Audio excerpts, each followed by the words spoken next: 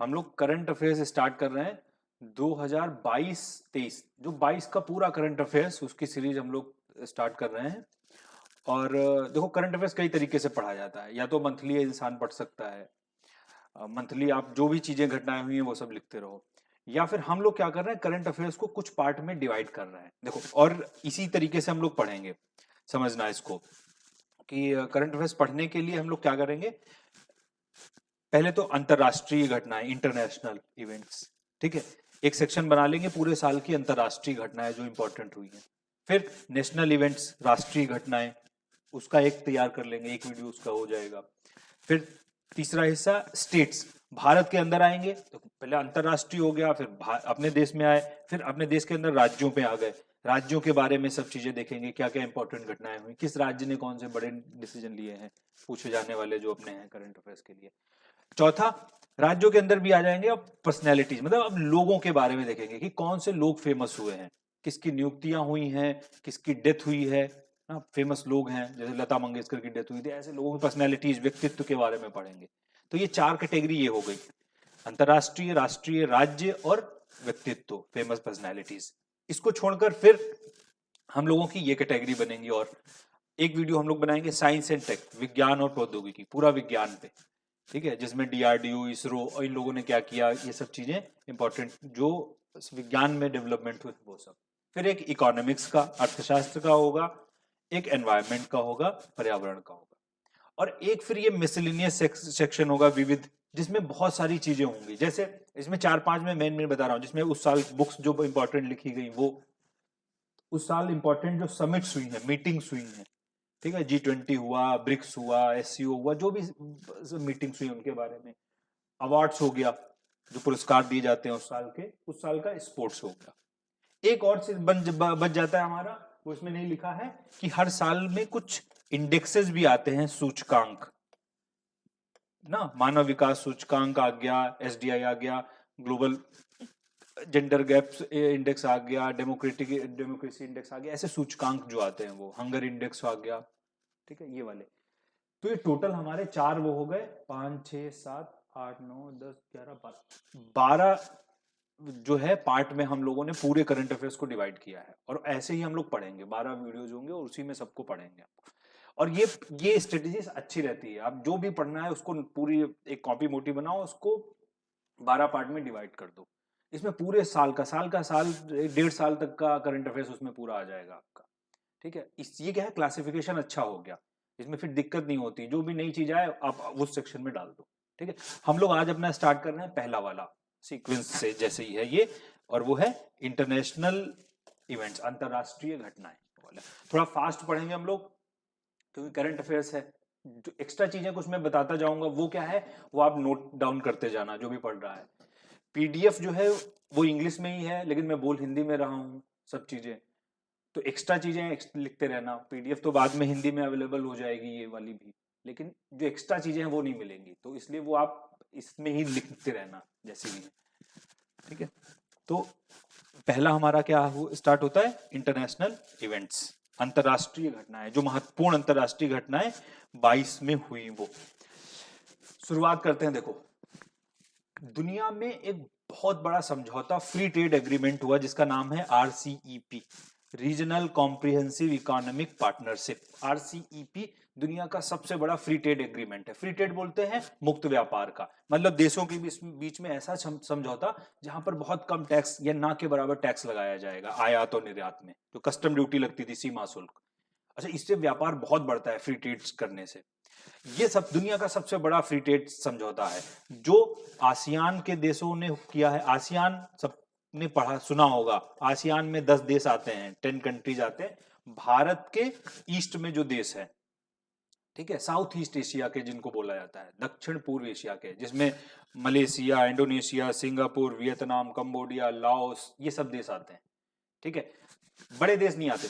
तो आसियान के 10 देश प्लस 5 देश और हैं, ठीक है। 5 इसमें कौन है, चीन है, जापान है, साउथ कोरिया है, और एक ऑस्ट्रेलिया हो गया, और न्यूजीलैंड हो गया। ये 5 देश हो, तो 15 देशों का फ्री ट्रेड एग्रीमेंट ये साइन हुआ है, सबसे बड़ा फ्री ट्रेड एग्रीमेंट, इसलिए इससे तो क्वेश्चन पूछा ही जाना है। आरसीईपी जो रिसेप है, इसका हेडक्वार्टर हनोई में बनाया गया है, जो वियतनाम में है। हनोई वियतनाम में इसका हेडक्वार्टर बना है। भारत को भी इसमें शामिल किया गया था, लेकिन भारत में उस टाइम जब जो कृषि बिल के खिलाफ जो धरने चल रहे थे, प्रदर्शन चल रहे थे, तो भारत ने ये निर्णय लिया कि ये हमारे लिए नुकसानदायक होगा, क्योंकि फ्री ट्रेड है तो हमें भी अपनी बाजार खोलनी पड़ेगी, तो चीन जैसे देश आके यहाँ पे सामान और ज्यादा भरने लगेंगे, हमें लॉस हो सकता है। तो भारत, अच्छा भारत के सामने मौका है, कभी भी शामिल हो सकता है, इन लोगों ने बोला है, लेकिन भारत ने अभी इसमें इसको ज्वाइन नहीं किया है। तो ये आरसीईपी हो गया, बहुत इंपॉर्टेंट है, पूछा जा सकता है ये वाली। ये मैंने बता दी, 15 मेंबर हैं इसमें, कंट्रीज हैं, और दुनिया का सबसे बड़ा फ्री ट्रेड समझौता होना है। ये फैक्ट्स हैं, इतने 2.2 बिलियन लोग इस पूरे समझौते में जो देश हैं उसमें रह रहे हैं, ठीक है, वो सब चीजें एक्स्ट्रा चीजें हैं समझने के लिए। आसियान में मैंने अभी बताया एक चीज और, आसियान, ये भी क्वेश्चन बहुत इंपॉर्टेंट। आसियान में मैंने अभी बताया कितने, सेकंड वाला, कि आसियान में हमारे पास में 10 कंट्री हैं, लेकिन आसियान ने एक और देश है, ईस्ट तिमोर, ठीक है, ऑस्ट्रेलिया से ऊपर जब आप देखोगे पापुआ न्यू गिनी के पास में पड़ता है ईस्ट तिमोर, उसको भी आसियान में शामिल होने की सहमति दे दी। ये 11वां देश बनेगा, अभी बना नहीं है, इसलिए ये भी बहुत इंपॉर्टेंट हो जाता है। ये आसियान जो 10 देशों का समूह है, उसमें 11वां देश कौन सा ज्वाइन करने जा रहा है, तो ईस्ट तिमोर हो गया, ये ज्वाइन करने जा रहा है। इसके बाद अगली बड़ी घटना, ये घटना मैं कई बार बता भी चुका हूं और बहुत इंपॉर्टेंट है। देखो, दुनिया में पहला हार्ट का जेनो ट्रांसप्लांटेशन हुआ, ठीक है।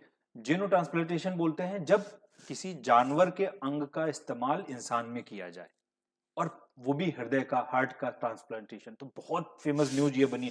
अमेरिका में एक डॉक्टर हैं, डॉक्टर बार्टले ग्रिफिथ, उन्होंने ये ट्रांसप्लांटेशन किया, और ये पेशेंट हैं डेविड बेनेट इन पे।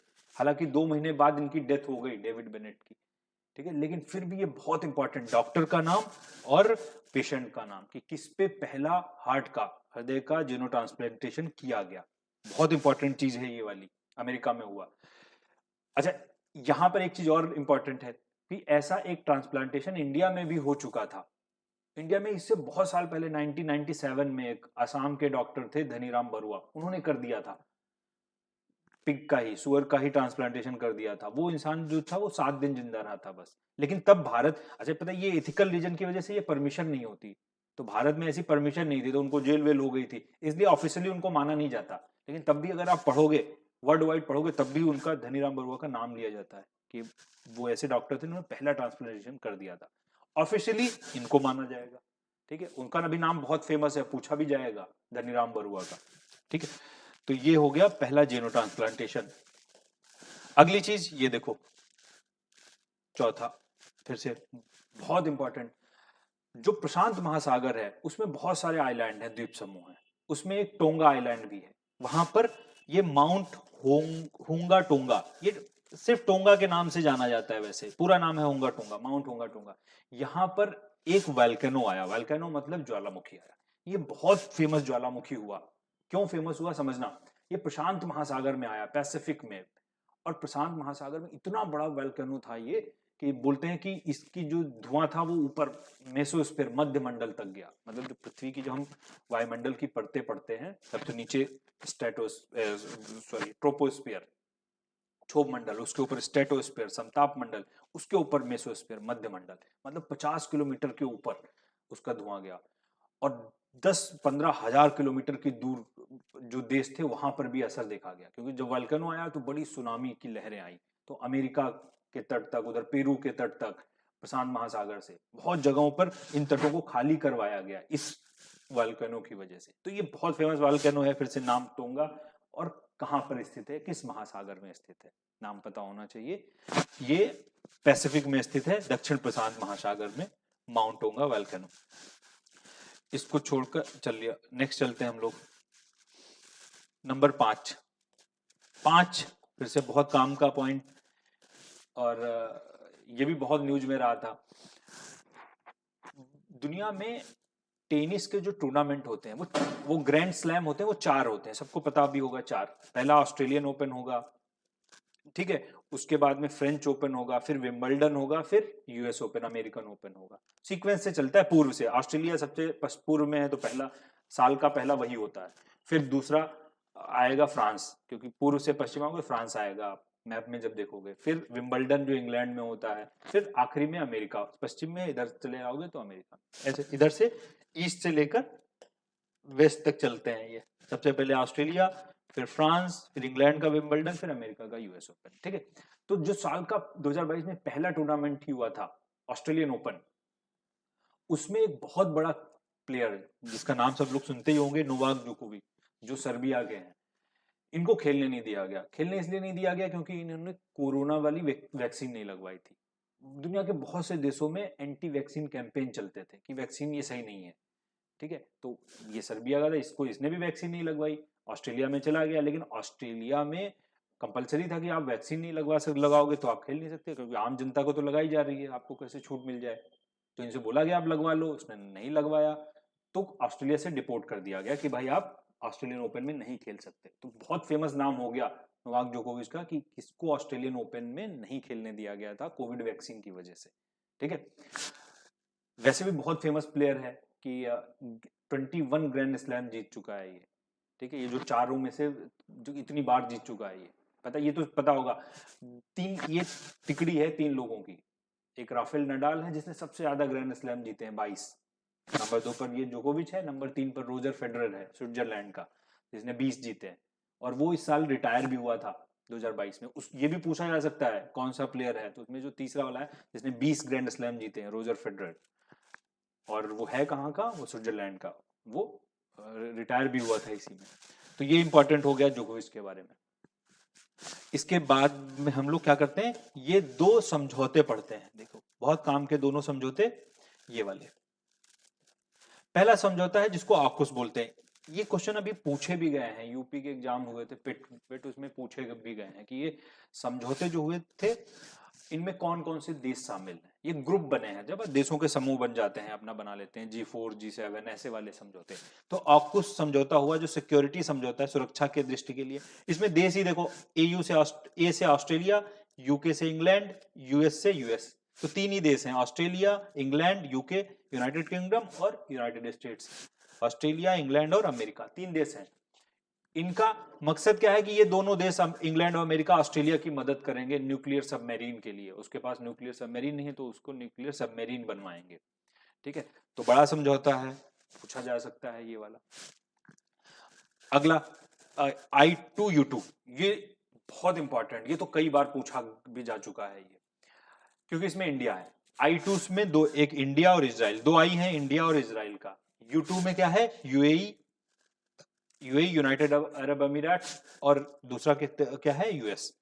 तो इंडिया, इजराइल, यूएई, यूएस, ये चार देशों का I2U2 समझौता हुआ। ये I2U2 पे चाइना ने बहुत बवाल किया था। चाइना ने नाराजगी जाहिर की थी कि ये गलत है, भारत में भी क्या हो रहा है, अमेरिका गुटबाजी इधर कर रहा है, इससे लड़ाई हो सकती है, हमें खतरा है ना। तो I2U2 और ज्यादा न्यूज में आ गया क्योंकि ये पावरफुल। देखो भारत के बड़े साझेदार हैं, इजराइल भी भारत को बहुत सैन्य उपकरण देता है, यूएई से तो भारत के बहुत अच्छे रिश्ते हैं ही। ठीक है, और अमेरिका भी मदद कर रहा है अब तो इन चीजों में। तो ये समझो, दोनों समझौते हमें याद रखने हैं जो इस साल हो गए थे 21 में, लेकिन 22 में ये स्टार्ट हुए हैं समझौते, लागू हुए मतलब। अगला पॉइंट देखो, ये वाला इंडोनेशिया के बारे में। ये भी 22 की बड़ी न्यूज थी कि इंडोनेशिया की राजधानी है जकार्ता, ये वाली जकार्ता। इंडोनेशिया के 4 आइलैंड हैं, बड़े आइलैंड हैं। ठीक है, जिसमें एक जावा है, एक सुमात्रा है, एक बोर्नियो है, एक सुलावेसी है, 4 आइलैंड है। तो जो इसकी राजधानी जकार्ता है वो जावा द्वीप पे है। लेकिन जो क्लाइमेट चेंज हो रहा है, जलवायु परिवर्तन, उससे ये प्रिडिक्ट किया गया, भविष्यवाणी की जा रही है कि आने वाले समय में 2040 तक, ठीक है, जो जकार्ता है, इसकी कैपिटल है, ये पानी में चली जाएगी, रहने लायक नहीं बनेगी, क्योंकि जल स्तर बढ़ रहा है। ऐसे तो मुंबई में भी देते हैं कि मुंबई भी आने वाले टाइम में मुंबई आदि बसने लायक नहीं होगी, अरब सागर का पानी का लेवल बढ़ता चला जाएगा। तो इंडोनेशिया ने पहले स्टेप ले लिया। इंडोनेशिया एक अपनी नई कैपिटल तैयार कर रहा है जो बोर्नियो द्वीप, इंडोनेशिया का सबसे बड़ा द्वीप है बोर्नियो, उस पे होगी, जिसका नाम है नुसंतारा। ये कैपिटल का नाम है, ये बोर्नियो आइलैंड पे होगी। बोर्नियो इंडोनेशिया का सबसे बड़ा आइलैंड है, ठीक है। या इंडोनेशिया का, एशिया का ही सबसे बड़ा द्वीप कौन सा है? बोर्नियो, ठीक है। तो वहां अपनी ये कैपिटल शिफ्ट कर रहा है, नाम इंपॉर्टेंट है ये। इसके बाद हमारा ये वाला पॉइंट 9, और ये सबसे इंपॉर्टेंट घटना, इससे जुड़े कुछ ना कुछ क्वेश्चंस तो पूछे ही जाने हैं हर एग्जाम में लगभग, और वो है रूस और यूक्रेन का वॉर, रशिया यूक्रेन वॉर। पता है रूस और यूक्रेन की लड़ाई शुरू हो गई 24 फरवरी को लड़ाई शुरू हुई थी, इसलिए ये डेट भी इंपॉर्टेंट है, 24 फरवरी 2022 को। हुआ क्या, और ये तो पता ही होगा सबको, ये मैप एक बार देखना कि इधर रूस है, ये यूक्रेन है। रूस के यूक्रेन का ये पूर्वी हिस्सा है, ये पश्चिमी हिस्सा है, वेस्ट।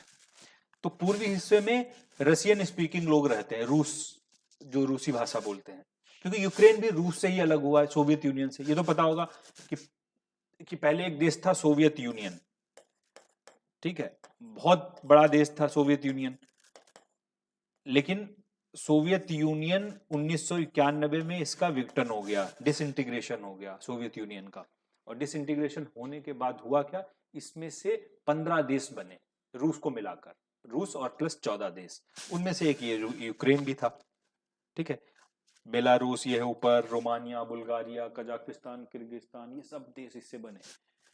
अब अच्छा, ये रूस से निकले हैं, लेकिन अब हो क्या रहा है कि इन देशों को कुछ रिस्क भी है, कुछ थोड़ा फायदा भी अमेरिका से ज्यादा है।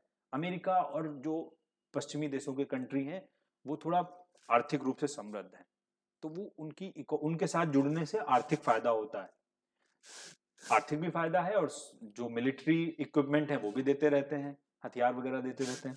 तो यूक्रेन ने भी इच्छा जाहिर की कि वो अमेरिका का जो ग्रुप है, जो सैन्य ग्रुप है नेटो, NATO, उसमें शामिल हो जाए।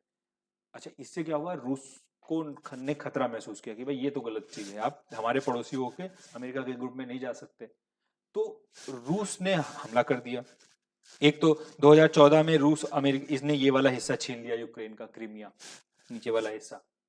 14 में ये भी पूछा जाता है क्रीमिया के बारे में, क्रीमिया छीन लिया। अब उसने रूस के यूक्रेन के ये दो हिस्से, एक है लुहांस्क और ये है डोनेट्स्क, ये दोनों हिस्से, इनको एक अलग देश घोषित कर दिया कब्जा करके, और लड़ाई शुरू हो गई, छिड़ गई।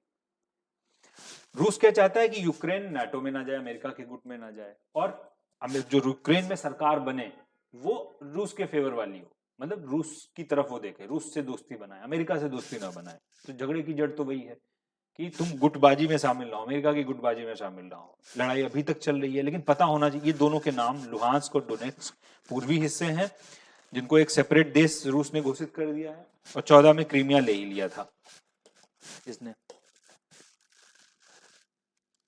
देखो, अच्छा, रूस ने जब हमला किया तो हमले का विरोध तो होना ही था, ये तो सब लोग जानते हैं कि अमेरिका और बाकी के पश्चिमी देश उसकी मदद कर रहे हैं। तो कैसे कर रहे हैं, रूस को स्विफ्ट नेटवर्क से हटा दिया, रूस पे सैंक्शन लगाए जा रहे हैं, सब लोग डेली सुनते होंगे, प्रतिबंध लगाए जा रहे हैं, सभी देश मिलकर प्रतिबंध लगा रहे हैं। स्विफ्ट एक नेटवर्क है, ठीक है, society for world wide interbank financial telecommunication. मतलब जैसे हम लोग क्या करते हैं, अगर आप यूपीआई इस्तेमाल करते हैं ना, सबको पता है, अगर हमने गूगल पे किया या पेटीएम किया तो दूसरे में पहुंच गया, ये सब पेमेंट सेटलमेंट आरबीआई के कंट्रोल से होता है, पेमेंट एंड सेटलमेंट। ऐसे ही दुनिया की जो बड़ी बैंक है, दुनिया की बैंकें सभी हैं, वो अगर एक दूसरे को पैसा भेजें तो वो जो नेटवर्क बनाया गया है उसको स्विफ्ट बोलते हैं। ये बेल्जियम में इसका हेडक्वार्टर है, पता होना चाहिए, स्विफ्ट नेटवर्क, ठीक है। नाम भी बताया, society for world wide inter bank financial telecommunication, Belgium में इसका हेडक्वार्टर है। रूस को इससे निकाल दिया गया, इससे बहुत बड़ा झटका लगता है कि रूस की बैंकें बाकी बैंकों से ट्रांजैक्शन नहीं कर सकती, बहुत बड़ा शॉक लगता है देश को जब ये किया गया। ऐसे ही जो फुटबॉल के फेडरेशन थे उन्होंने रूस को निकाल दिया कि भाई नहीं, आप नहीं आ सकते हमारे यहाँ पर। वहां के खिलाड़ी परेशान हो गए, फिर खिलाड़ियों को ओलंपिक कमेटी के बैनर के तले वो खिलाया गया, कॉमन जो बाकी वो ओलंपिक वगैरह हुए थे उसमें।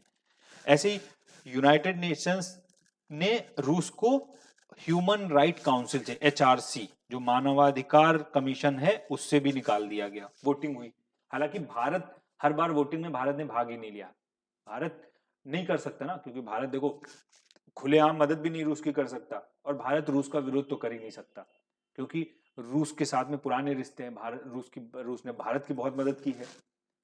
1965 की लड़ाई हो पाकिस्तान से, 1971 वाली लड़ाई हो, पाकिस्तान की मदद तो अमेरिका कर रहा था, रूस ने भारत की मदद की। ठीक है, तो भारत ने वोटिंग में हिस्सा ही नहीं लिया, एब्सटेन रहा। ठीक है, अनुपस्थित रहा वोटिंग में, एचआरसी से भी निकाल दिया गया ये। ठीक, तो ये 2-3 इंपॉर्टेंट है, स्विफ्ट और ये जो एचआरसी ह्यूमन राइट काउंसिल, ये इंपॉर्टेंट चीज है। ठीक है, अच्छा ये देखो, ये लड़ाई के बारे में एक चीज ये समझ लो, ये हालांकि जो पूरी ज्योग्राफी वाली चीज है और अभी के लिए तो बहुत काम की चीज है, पता भी होनी चाहिए। ये इधर रूस है, ये यूक्रेन है, यहाँ पर ये है ब्लैक सी, ये लड़ाई सब इसकी वजह से है, यहाँ पर इस ब्लैक सी, काला सागर की वजह से। तो ये ब्लैक सी इस बार बहुत इंपॉर्टेंट है, इससे जुड़ी हुई हर चीज। ये वाला जो पानी है इसको बोलते हैं सी ऑफ अजोव, अजोव सागर। ठीक है, ये ब्लैक सी है, यहां पर ये तुर्की है नीचे देश, तुर्की का ये शहर है इस्तांबुल, ये इस्तांबुल है यहां पर। ठीक है, ऐसे तो अच्छा देखो, अब अगर यूक्रेन नाटो में शामिल हो गया तो अमेरिका क्या कर सकता है, यूक्रेन के पास अपनी यहाँ पर मिसाइलें तैनात कर सकता है, अपने जहाज वगैरह। रूस पास में है, तो रूस नहीं चाहेगा कि यहाँ पर ब्लैक सी में आके अमेरिका बैठ जाए, उसको घेर ले आके। तो लड़ाई इसकी वजह से है। तो इसलिए ब्लैक सी के आसपास वाले क्षेत्र बहुत काम के हैं कि ब्लैक सी किन किन देशों से टच कर रहा है। देखो, यूक्रेन, रोमानिया, बुल्गारिया, तुर्की, कौन कौन से सागर हैं यहाँ पे, खाड़ियां हैं, स्टेट ऑफ कर्च, कर्च की खाड़ी है जो ब्लैक सी को जोड़ती है। फिर यहाँ पर बास्फोरस की खाड़ी है, जो ये मरमरा सी है, सी ऑफ मरमरा इसको बोलते हैं, मरमरा। और यहाँ पर इधर एजियन सी है, एजियन सी को जोड़ती है ना। ऐसे ये ब्लैक सी वाला पूरा क्षेत्र हमारे लिए बहुत काम का हो जाता है। चलो आगे हम देखते हैं। देखो, ये भी दोनों चीजें इसी से जुड़ी हुई हैं, रूस वाली समस्या से ही जुड़ी हुई हैं। बहुत काम की चीज है कि रूस की जो सबसे ज्यादा मदद कर रहा है वो है बेलारूस। ठीक है, ये देखो बेलारूस जो है देश जो है वो रूस की सबसे ज्यादा मदद कर रहा है। अब बेलारूस यहां पर है ऊपर इधर। अब बेलारूस, रूस ने अपने हथियार भी वहां पर लगा लिए हैं, यूक्रेन को घेर रहा है बेलारूस से। इस वजह से बेलारूस जो एक ऐसा देश बन गया है जिसपे भी सैंक्शन लगाए जा रहे हैं, सिर्फ रूस पे नहीं, जो भी प्रतिबंध रूस पे लगता है वो बेलारूस पे भी लगाया जाता है।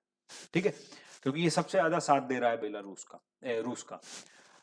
बेलारूस ने एक बहुत बड़ा निर्णय लिया, और वो निर्णय क्या लिया कि रूस जो है अपनी न्यूक्लियर मिसाइल्स, जो भी परमाणु मिसाइल्स हैं, वो सब हमारे देश में तैनात कर सकता है यूक्रेन से लड़ाई में।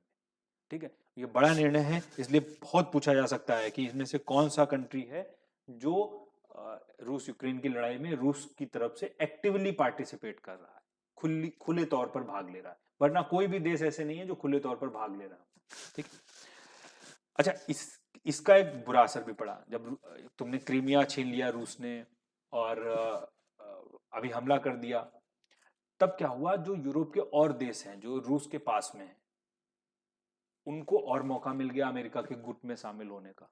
क्योंकि वो तो अब और बता सकते हैं कि भाई रूस ने यूक्रेन पे हमला किया तो हम पे भी कर सकता है कभी, क्योंकि बड़ा देश है। तो उनमें से 2 देश हैं, फिनलैंड और स्वीडन। इन लोगों ने NATO, north Atlantic treaty organization, इसको ज्वाइन करने के लिए अप्लाई कर दिया। ये और बड़ा हंगामा यूरोप में होने लगा। ठीक है, इसलिए बोलते हैं कि ये लड़ाई, बोला जाता है ये लड़ाई कहीं विश्व युद्ध में ना बदल जाए।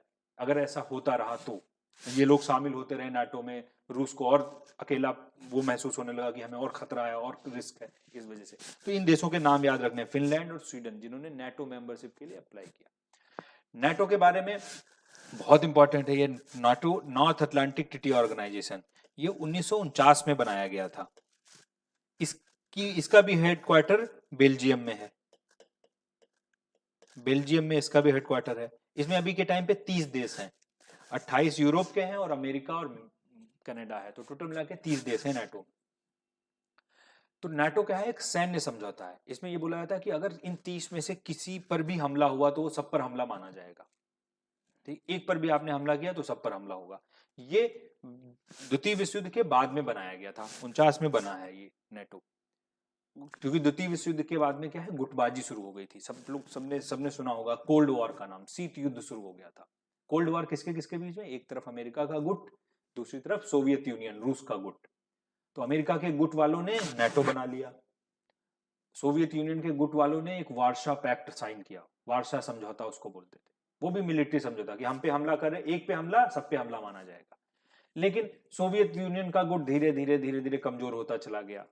वो इकोनॉमिक्स की बात है, क्यों ऐसा होता गया, क्यों कम्युनिस्ट देश कमजोर होते गए, गरीबी में आर्थिक रूप से समृद्ध नहीं हो पाए, और 1991 में सोवियत यूनियन टूट गया, तो वो पैक्ट भी बर्बाद हो गया। अमेरिका का ग्रुप बना रहा और बढ़ता चला गया नाटो, ठीक है, अब 30 लोग शामिल हो गए। तो झगड़े की जड़ यही मानी जाती है नाटो। अच्छा, भारत जैसे देश, इन्होंने किसी में भी किसी गुट में नहीं गए। भारत देखो, भारत के लिए बहुत इंपॉर्टेंट है, इसलिए भारत की भी पुराने समझौते बहुत काम के आ गए, न्यूज में आ गए सब चीजें। भारत किसी गुट में नहीं गया, उसने बोला कि हम लोग, भारत जैसे जो नए देश एशिया अफ्रीका के नए नए आजाद हुए थे, बोले हम गुटबाजी में पड़ेंगे तो हमें नुकसान ही होगा, इसलिए हम किसी गुट में नहीं रहेंगे। तो भारत ने जैसे दो तीन चीजें याद रखनी है कि 1954 में भारत ने पंचशील समझौता साइन किया चीन के साथ में। उस पंचशील समझौते में भारत ने अपना उद्देश्य रखा कि भाई हमारा उद्देश्य ही है, हम किसी गुट में शामिल नहीं होंगे, किसी देश के आंतरिक मामलों में हस्तक्षेप नहीं करेंगे, शांतिपूर्वक रहेंगे, ऐसे 5 उद्देश्य बनाए, इसलिए पंचशील बोला जाता है। चीन के साथ ये साइन किया गया था पंचशील, पीसफुल कोएग्जिस्टेंस, शांतिपूर्वक रहने के लिए। उसके बाद भारत ने क्या किया, मीटिंग बुलाई नए नए आजाद देशों की। 1955 में एक कॉन्फ्रेंस हुई जिसको बाडुंग कॉन्फ्रेंस बोलते हैं, ये नाम सबको याद रखने हैं, बाडुंग कॉन्फ्रेंस 1955 इंडोनेशिया में। सब देशों को बुलाया गया और बोला गया कि भाई गुट में तो शामिल नहीं होना, तो एक काम करते हैं, अपना ही ग्रुप बना लेते हैं, सभी जो नए नए आजाद देश हैं।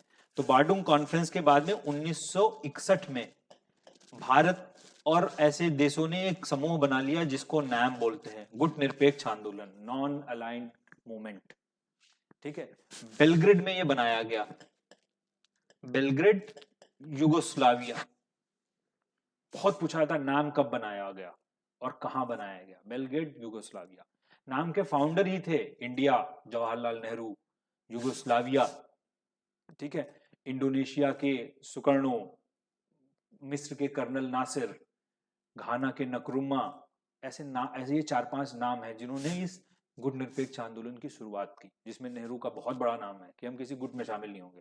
तो भारत आज भी वही बोलता है, जब भारत से पूछा जाता है कि भाई आप क्यों विरोध नहीं कर रहे हो रूस का, तो भारत कहता है कि हमारी नीति रही है कि हम किसी गुट में नहीं पड़ेंगे। तो इतना बड़ा देश है, 140 करोड़ की आबादी वाला, हम गुट में पड़ेंगे तो हमें नुकसान होगा। भारत ने तो उल्टा रूस से और तेल खरीदना शुरू कर दिया ज्यादा। आज के टाइम पे भारत का सबसे बड़ा तेल निर्यातक देश, भारत सबसे ज्यादा ऑयल जो है रूस से खरीद रहा है। और भारत कहता है कि भाई हम अपने हितों की रक्षा करेंगे पहले, इतनी आबादी के साथ में हम ऐसे नहीं कर सकते इन चीजों में। तो ये पूरा जो रूस वाला मैटर है वो सही से पढ़ना है। काम काम की चीजें मैंने बता दी, जो जो चीजें थी, ठीक ठीक। इसमें आगे देखते हैं हम लोग।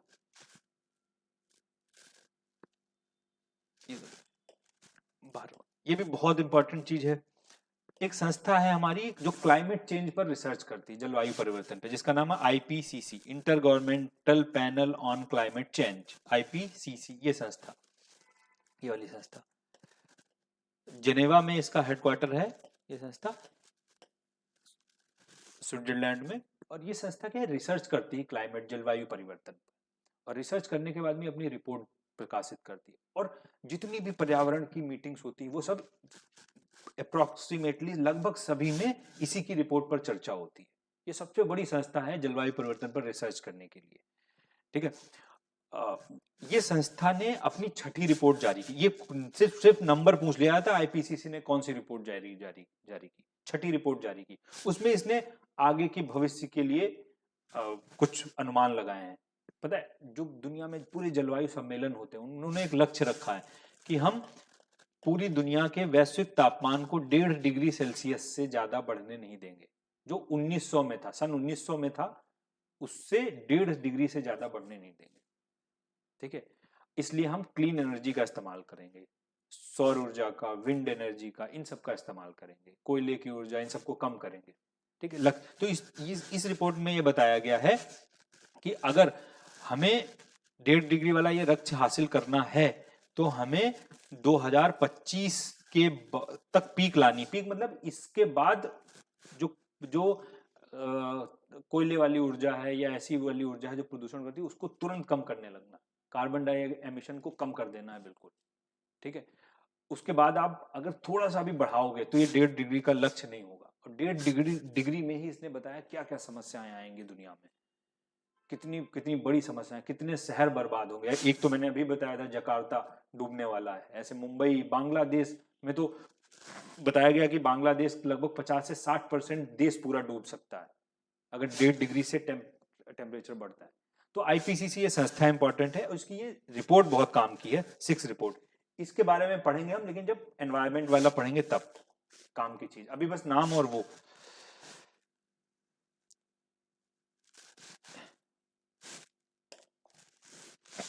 देखो एक ये ज्योग्राफी हम लोग में पढ़ते हैं एक व्हाइट डॉर्फ, पता है जैसे अपना सूर्य है, सूर्य अपना एक स्टार है, लेकिन जब इसमें पता है सबको सूर्य में क्या है, एक रिएक्शन चलती रहती है, हाइड्रोजन हीलियम में कन्वर्ट होती रहती है, न्यूक्लियर फ्यूजन जिसको बोलते हैं, नाभिकीय संलयन, हाइड्रोजन मिल मिल के हीलियम में बनाती रहती है।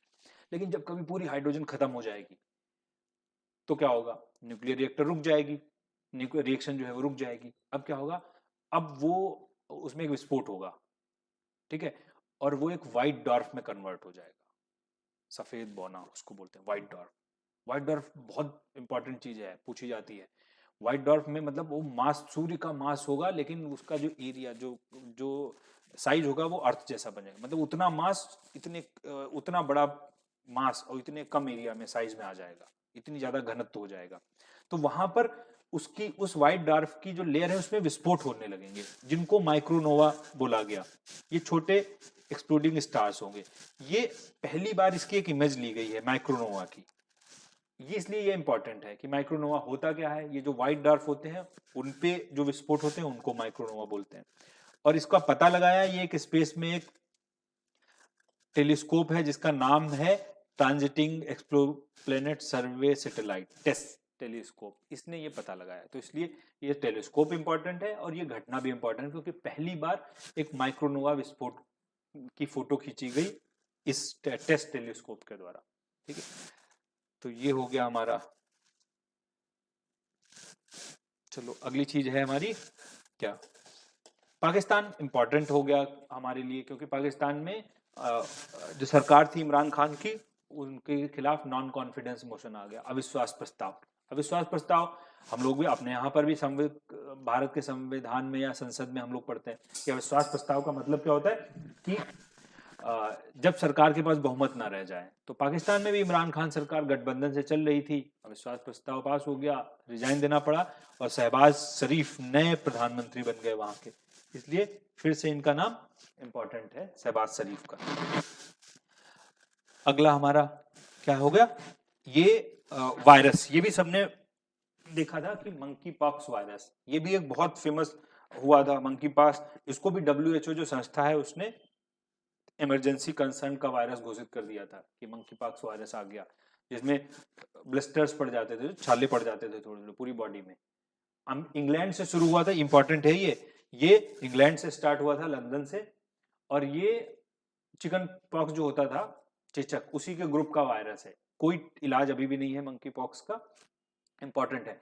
लेकिन फिर इसका नाम बदल दिया, बस यही इंपॉर्टेंट है। या तो ये पूछ लेंगे कहां से शुरू हुआ, किस कैटेगरी का वायरस है, कोई वैक्सीन नहीं है।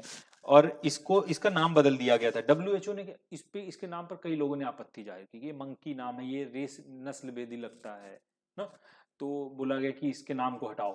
तो WHO ने इसका नाम बदल दिया और नाम भी कोई अलग नहीं रखा, इसको एमपॉक्स कर दिया बस, ठीक है। मंकी पॉक्स से इसका नाम क्या कर दिया, एमपॉक्स। तो नाम चेंज किया, इसलिए इंपॉर्टेंट है, और कहां से शुरू हुआ ये इंपॉर्टेंट है।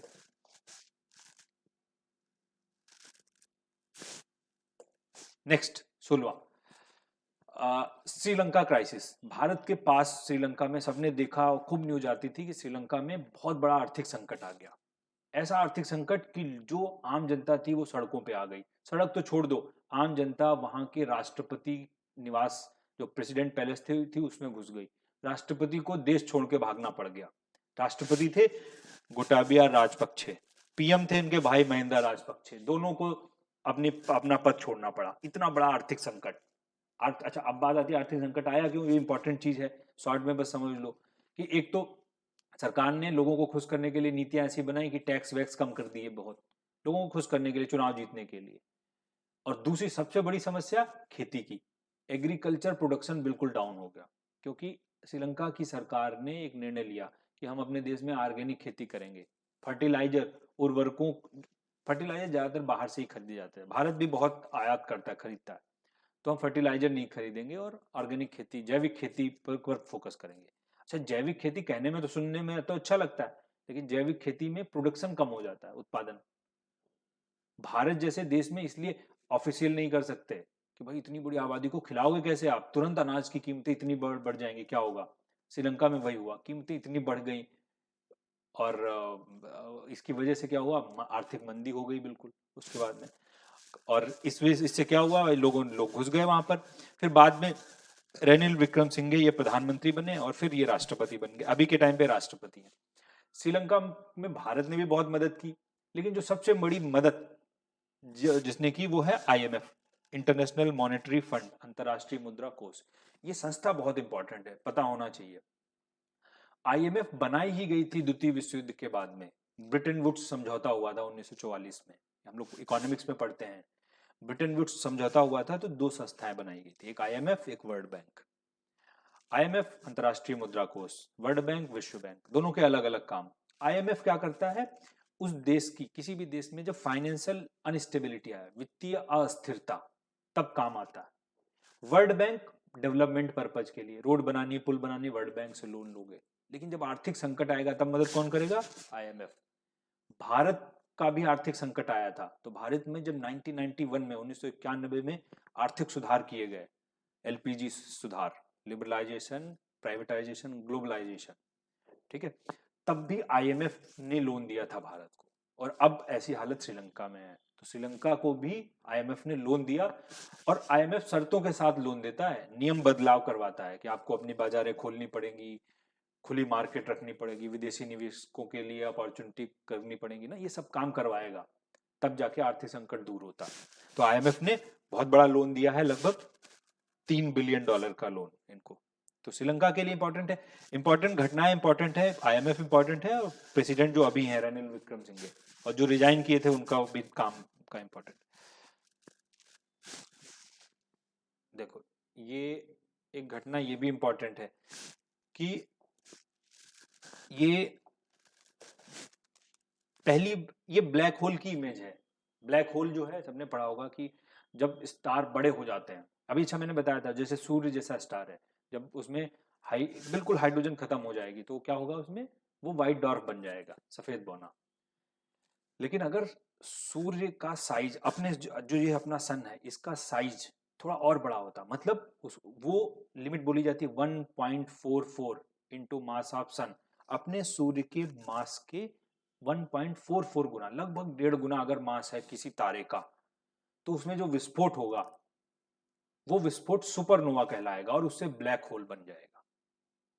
ये जो लिमिट बताई थी, इसको चंद्रशेखर लिमिट बोलते हैं, चंद्रशेखर सीमा। बहुत काम है, भारत के वैज्ञानिक थे, फिजिसिस्ट, नोबेल पुरस्कार मिला था उनको, और उन्होंने ये लिमिट बताई थी कि कब कोई तारा, स्टार, सुपरनोवा विस्फोट होगा और कब वो व्हाइट डॉर्फ बनेगा। अगर मास कम है तो व्हाइट डॉर्फ बनेगा, अगर मास है सन के मास के 1.44 गुना है तो वो क्या बन जाएगा, ब्लैक होल, सुपरनोवा विस्फोट होगा। नाम याद रखना है, चंद्रशेखर लिमिट होती क्या है, 1.44 इंटू मास ऑफ सन। तो जो अपनी गैलेक्सी है, जहां पर अपना हम लोग रह रहे हैं, सूर्य है अपना सोलर सिस्टम, उसको मिल्की वे बोलते हैं। तो उस गैलेक्सी के बीचों बीच में एक ब्लैक होल है, ये वाला। इसकी पहली फोटो ली गई ब्लैक होल की। इस ब्लैक होल का नाम है सेजिटेरियस ए, नाम इंपॉर्टेंट है। और इस ये पहली जो सुपर मासिव ब्लैक होल है अपनी गैलेक्सी के बीच में, सीधे नाम पूछ लेते हैं, ठीक है। ब्लैक होल का गैलेक्सी का नाम तो पता ही होता है, मिल्की वे गैलेक्सी है। और ये इवेंट होराइजन, ये टेलीस्कोप है जिसकी वजह से, जिससे ये पहली फोटो ली गई। ये हो गया हमारा ब्लैक होल के बारे में। अगली चीज ये भी काम की चीज थी, न्यूज बढ़िया, कि एक आइलैंड था जो अब बड़े न्यूज में आ गया, और न्यूज रूस और यूक्रेन की लड़ाई की वजह से और न्यूज में आ गया। इस आइलैंड, ये छोटा सा आइलैंड है, इसका नाम है हंस आइलैंड। ये देखो, इधर कनाडा है, इधर ग्रीनलैंड है। ग्रीनलैंड मतलब डेनमार्क का देश है। अगर अगर किसी को मैप सही से याद हो तो ये यहाँ पर बैफिन की खाड़ी, बैफिन स्ट्रेट है। बैफिन की खाड़ी कनाडा को ग्रीनलैंड से अलग करती है, ये वाली बीच में, ठीक है। यहीं पे एक आइलैंड है छोटा सा, देखो हैंस आइलैंड। ये डिस्प्यूटेड एरिया है। डिस्प्यूटेड मतलब इन दोनों देशों के बीच में लड़ाई वाला एरिया था। 30-40 सालों से लड़ाई चल रही थी। अच्छा, लड़ाई कभी हुई नहीं, खाली क्लेम था। ये अपना झंडा गाड़ आते थे, वो अपना झंडा गाड़ आते थे, ठीक है। और इनको विस्की वॉर के नाम से जाना जाता है, विस्की, पीने वाली विस्की। ये बड़ा इंटरेस्टिंग है। इसमें बोलते थे कि कनाडा वाले लोग जाते थे, अपना झंडा गाड़ आते थे और अपनी विस्की रखाते थे, और डेनमार्क वाले आते थे, अपना झंडा गाड़ के अपनी विस्की रखाते थे, अपने ब्रांड वाली, वो दूसरी ले जाते थे। मतलब वो एक लड़ाई थी, लेकिन फ्रेंडली लड़ाई, कभी लड़े नहीं, क्लेम था। 2022 में कनाडा और डेनमार्क ने बहुत समझदारी का परिचय दिया और इस आइलैंड को बीच से बांट लिया। छोटा आइलैंड है, बीच से बिल्कुल डिवाइड कर लिया और आधा अपना लिए इधर उधर ले लिया। तो अच्छा, इसको बहुत बताया गया, ग्लोरीफाई किया गया कि कोई भी लड़ाई है वो शांतिपूर्वक सॉल्व की जा सकती है। ये भी हो सकता था लड़ते रहे हमेशा के लिए, खर्चा करें अपना दोनों देश, ठीक है। लेकिन इन दोनों ने क्या किया, उस आइलैंड को बिल्कुल बीच से डिवाइड कर लिया। तो ये आइलैंड फेमस हो गया, हंस आइलैंड। विस्की वॉर फेमस हो गया। विस्की वॉर किन देशों के बीच में हुआ? कनाडा और डेनमार्क के बीच।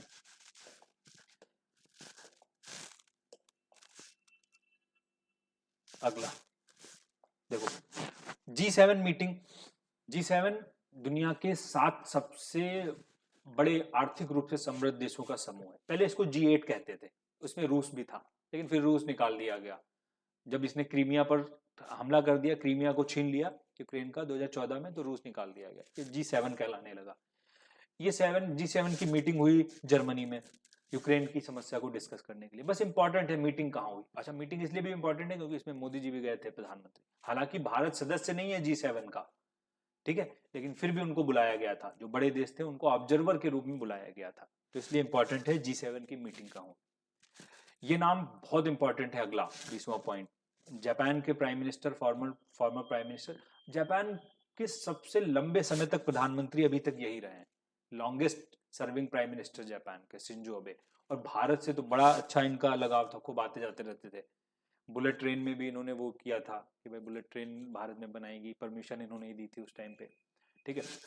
इनकी हत्या हो गई, असैसिनेशन हो गया। तो इंपॉर्टेंट है कौन प्रधानमंत्री थे पीएम जापान के जिनका असैसिनेशन हुआ, हत्या हुई।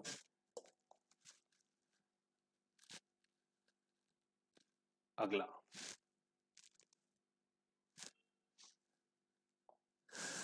देखो, ये एक टेलीस्कोप है, जेम्स वेब टेलीस्कोप। ये भी स्पेस में भेजा गया है, अंतरिक्ष में है।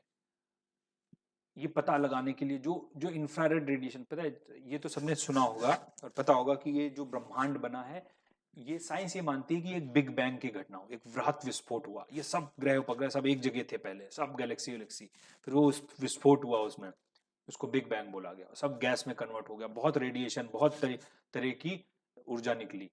तो उस ऊर्जा को, ऊर्जा से हम लोग जानते हैं गामा रेडिएशन, एक्स रेडिएशन, पराबैंगनी, रेडियो वेव, पता नहीं कितनी तरीके की तरंग निकली, ठीक है। तो वो फैल गई, फिर वो पार्टिकल ठंडे होते गए, ग्रह उपग्रह बने। तो अब वो रेडिएशन बहुत दूर से अभी भी आ रही हैं पृथ्वी तक, लेकिन पृथ्वी के अंदर अंदर जब आप यहाँ पे सरफेस से अगर उनको आप देखोगे, कैच करोगे, तो बड़ा कम हो जाती हैं क्योंकि पृथ्वी का वायुमंडल उनको रोक देता है। तो इसलिए स्पेस में ही टेलीस्कोप लगाए जाते हैं कि वो उन जो वेव्स आती हैं उनको कैप्चर किया जा सके और पता लगाया जा सके कि क्या हुआ था। तो स्पेस में सबसे बड़ा टेलीस्कोप भेजा गया जेम्स वेब। अभी के टाइम पे सबसे बड़ा ये टेलीस्कोप है। इससे पहले हब्बल टेलीस्कोप था, हब्बल से लगभग 6 गुना बड़ा है, ठीक है। तो इसने एक पहली गैलेक्सी, एक गैलेक्सी क्लस्टर, मतलब इसमें कई गैलेक्सीज हैं बहुत दूर, उसको नाम दिया गया है SMACS 0723। इंपॉर्टेंट नाम हो जाएगा क्योंकि जेम्स वेब टेलीस्कोप ने पहला काम किया है ये वाला। अच्छा, ये पुराना हब्बल टेलीस्कोप, वही चीज की फोटो इसने ली है, ये हब्बल टेलीस्कोप ने ली है। तो इसकी बहुत क्लियर आ रही है क्योंकि ये मॉडर्न और बहुत ज्यादा सोफिस्टिकेटेड टेलीस्कोप भेजा गया। तो इंपॉर्टेंट है, इंफ्रारेड टेलीस्कोप है जो अंतरिक्ष में भेजा गया जेम्स वेब, और उसने गैलेक्सी के समूह को खोजा है। उस गैलेक्सी समूह का नाम क्या है? SMACS 0723। ठीक, ये 3 बड़ी घटनाएं हुई, 3-4 स्पोर्ट की बड़ी घटनाएं हुई। यहाँ पर हम सिर्फ लिख रहे हैं, और जब स्पोर्ट वाला पढ़ेंगे तो उसमें हम थोड़ा सा डिटेल में पढ़ेंगे। तो इसमें यहाँ पर हम बस नाम लिख रहे हैं। जैसे कॉमनवेल्थ 22 में कॉमनवेल्थ गेम हुए 2022 में बर्मिंघम इंग्लैंड में। ठीक है, ऐसे ही वर्ल्ड गेम्स हुए, एक विश्व खेल प्रतियोगिता होती है, अमेरिका में हुई, अलाबामा अमेरिका में। ऐसे ही एशिया कप हुआ, इंपॉर्टेंट था 2022 में, कहाँ पे हुआ? यूएई, यूनाइटेड अरब अमीरात में हुआ, और श्रीलंका ने इसको जीता था। ऐसे ही फीफा वर्ल्ड कप हुआ, वो सबसे बहुत फेमस है, कतर में हुआ। तो ये 4 बड़ी घटनाएं पिछले साल हुई। इसको छोड़कर विंटर ओलंपिक भी हुआ था, शीतकालीन ओलंपिक, जो बीजिंग में हुआ, वो आगे आएगा। तो ये 5 घटनाएं एक साथ में लिख लेना, कौन कहाँ पे हुई। 5 ही बड़ी वर्ल्ड स्पोर्ट इवेंट हुई हैं। ठीक है, Commonwealth, world game, Asia cup, और लास्ट हमारा क्या हो गया? फीफा हो गया, और विंटर ओलंपिक, शीतकालीन ओलंपिक, जो बीजिंग में हुए।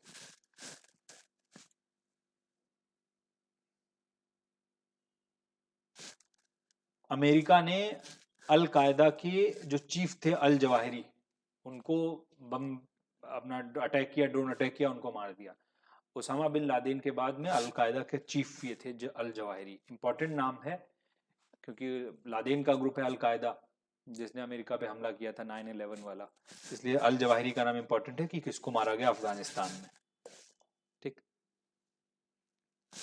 ये चीज भी इंपॉर्टेंट है, और ये इस बार क्वेश्चन भी पूछा गया था, ये भी यूपी पेट में क्वेश्चन पूछा गया था, ये वाला, कि अमेरिका की एक लीडर थी, जो जैसे अपने यहाँ पर लोकसभा होता है, लोकसभा का स्पीकर होता है, ऐसे अमेरिका का जो हाउस है, अमेरिका में भी 2 हाउस होते हैं, पता है ये तो, कि अपने यहाँ जैसे संसद है, संसद के 2 सदन, राज्यसभा, लोकसभा।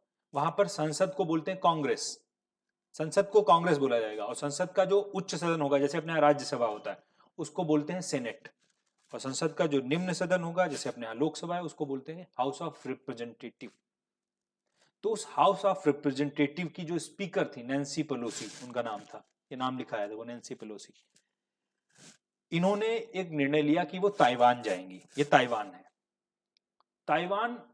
अच्छा, ताइवान पे कोई बिना चीन की मर्जी से नहीं जाता था, बड़े देश तो नहीं जाते थे कि चीन से क्यों पंगा लेना, लेकिन पहली बार अमेरिका के किसी बड़े नेता ने निर्णय लिया कि वो ताइवान जाएंगी। ताइवान की कहानी और चीन की कहानी बहुत डिस्प्यूटेड है।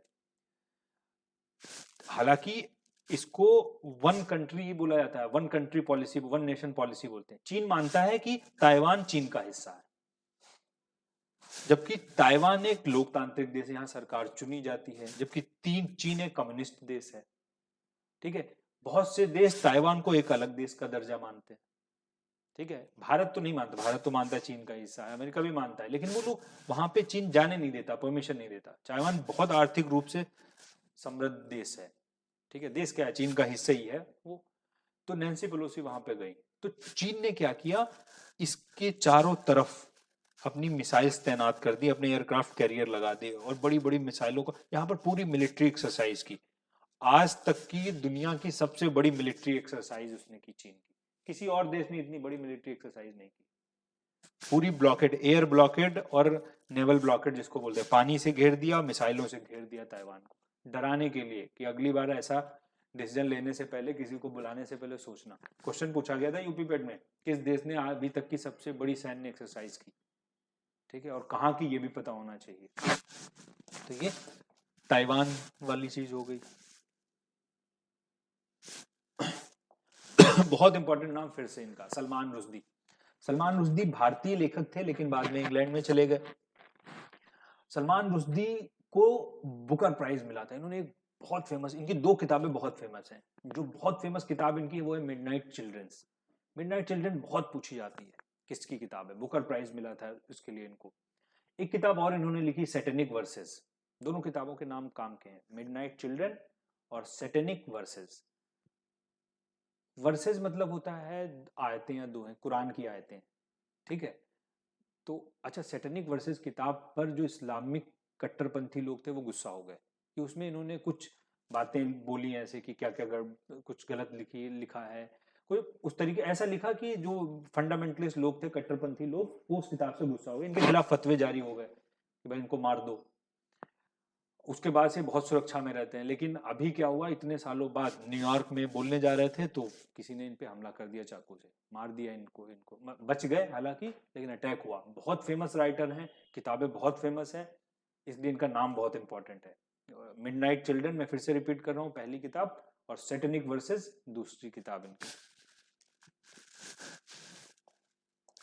इसके बाद हमारा क्वीन एलिजाबेथ, ये तो खैर सबको पता ही होगा। Queen Elizabeth two, Elizabeth second, जो इंग्लैंड की क्वीन थी और उनकी डेथ हो गई स्कॉटलैंड में, बालमोरल कैसल बंगला है वहाँ पे डेथ हुई 96 ईयर की एज में। ठीक है, इंग्लैंड की क्वीन, बहुत लॉन्गेस्ट, मतलब एक काफ़ी लंबे अरसे तक इन्होंने रूल किया वहाँ पर। इसके बाद में इनके जो बेटे हैं किंग चार्ल्स थर्ड के नाम से, वो चार्ल्स जो है चार्ल्स थर्ड के नाम से इंग्लैंड के किंग बने।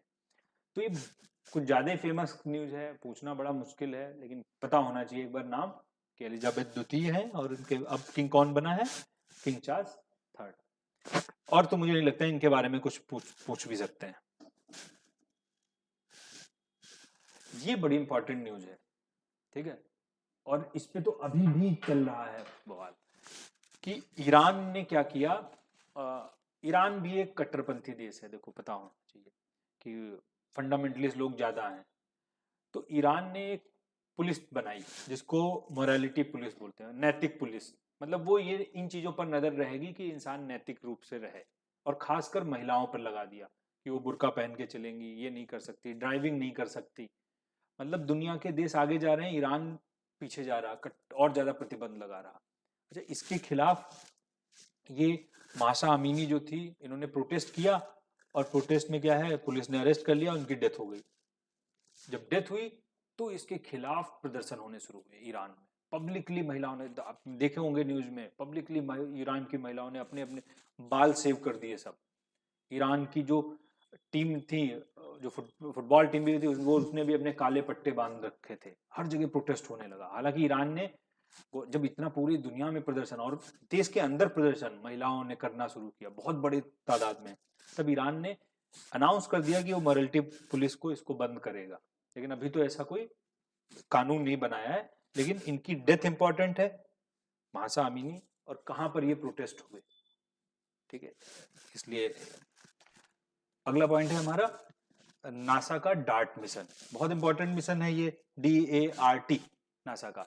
डार्ट का मतलब फुल फॉर्म क्या है, डी से है डबल, ए से है एस्टेरॉइड, आर से है रीडायरेक्शन या रीओरिएंटेशन, और टी से टेस्ट।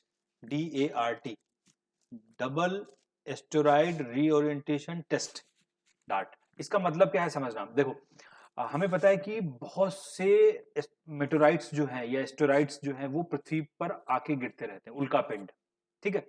अच्छा, पृथ्वी को बड़ा रिस्क रहता है इससे। ज्यादातर जो मेटेराइट्स हैं या एस्टेरॉइड, ये जो पृथ्वी के ऊपर ही जल जाते हैं, पता होगा। पृथ्वी की जो वायुमंडल की परतें हैं, सबसे नीचे टोपोस्फियर, क्षोभ मंडल, उसके ऊपर स्ट्रेटोस्फियर, समताप मंडल, उसके ऊपर मेसोस्फियर, मध्य मंडल। मध्य मंडल में आके ये ज्यादातर मेटेराइट्स ये जल जाते हैं, बर्न हो जाते हैं फ्रिक्शन की वजह से। गैसों में गैसों से घर्षण होता है, जल जाते हैं वहां पर। लेकिन कुछ एस्टेरॉइड आके गिर जाते हैं पृथ्वी पर, और उससे बड़ा रिस्क रहता है। उस पर सबने सुना भी होगा कि आज से 65 मिलियन साल पहले पृथ्वी पर बड़ा एस्टेरॉइड गिरा था जिससे सब डायनासोर्स मर गए थे। पृथ्वी पूरी तरीके से बदल गई। तो ये बहुत बड़ा खतरा अर्थ को लेकर, एग्जिस्टेंस को लेकर, एस्टेरॉइड को। अच्छा, तो नासा क्या करता है, नासा ने ये कि अपना मिशन लॉन्च किया है डार्ट के नाम से। इसका इसमें होगा क्या डार्ट मिशन में, कि नासा का एक जो सैटेलाइट है डार्ट, ये देखो, ये जो एस्टेरॉइड आ रहा है ये टेस्ट किया गया है, ठीक है। डिमॉर्फस नाम से एक छोटा एस्टेरॉइड है, नाम उसका लिख लेना, डिमॉर्फस। उस पर टेस्ट किया गया है, बहुत छोटा एस्टेरॉइड, और उस पे नासा का ये जो डार्ट मिशन है ये जाके टकराएगा, और टकराने से इसका रास्ता बदल जाएगा, डिफ्लेक्ट किया जाएगा कि अर्थ के आसपास ये ना आ पाए। हालांकि इससे कोई रिस्क नहीं था, ये जो डिमॉर्फस है इससे कोई ये पृथ्वी पे नहीं आने वाला था, सिर्फ एक्सपेरिमेंट के बेसिस पे। मिशन का नाम बहुत इंपॉर्टेंट है, डार्ट किस लिए है, एस्टेरॉइड को पृथ्वी के वायुमंडल में प्रवेश से रोकने के लिए ये मिशन है डार्ट।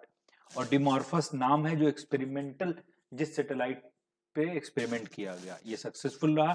तो ऐसे बड़े टेस्ट किए जाएंगे। तो बहुत छोटा था एक्सपेरिमेंट कि अगर कोई बड़ा उल्का पिंड पृथ्वी के वायुमंडल में प्रवेश करता है तो उसको उसका रास्ता बदला जा सके। ठीक है, तो ये हमारा ये वाला पॉइंट हो गया। इसके बाद बहुत इंपॉर्टेंट, ये तो नाम ही सुना है सबने, कि पहले भारतीय मूल के इंडियन ओरिजिन के पीएम बने हैं इंग्लैंड में ऋषि सुनक। ठीक है, इनसे पहले वो लिज ट्रस थी जो तो सिर्फ लगभग 50 दिन तक प्रधानमंत्री रही वहां की। उसके बाद में ऋषि सुनक यहाँ के प्रेसिडेंट बने। ऋषि सुनक जो है इन्फोसिस के फाउंडर जो नारायण मूर्ति, उनके सन इन लॉ हैं, दामाद हैं, और इंडियन ओरिजिन के हैं, तो बड़ी चीज है। भारत का कोई व्यक्ति, भारतीय मूल का पहला व्यक्ति जो ब्रिटिश एम्पायर, जो इतना बड़ा एम्पायर था, साम्राज्य जिसने पूरी दुनिया पे रूल किया, उनका देश वहां का प्रधानमंत्री बना है, तो इंपॉर्टेंट है इनका नाम। अगला एलन मस्क का, ये भी इंपॉर्टेंट चीज है। एलन मस्क ने जो ट्विटर है उसको परचेज किया, खरीद लिया। ट्विटर सबको पता है सोशल नेटवर्किंग साइट है, ट्वीट करने के लिए उसको $44 बिलियन में एलन मस्क ने खरीदा। तो इंपॉर्टेंट है, नाम इंपॉर्टेंट है और कंपनी इंपॉर्टेंट है। इसके बाद अगला 33, बहुत इंपॉर्टेंट, इसको हम एनवायरनमेंट में पढ़ेंगे भी फिर से।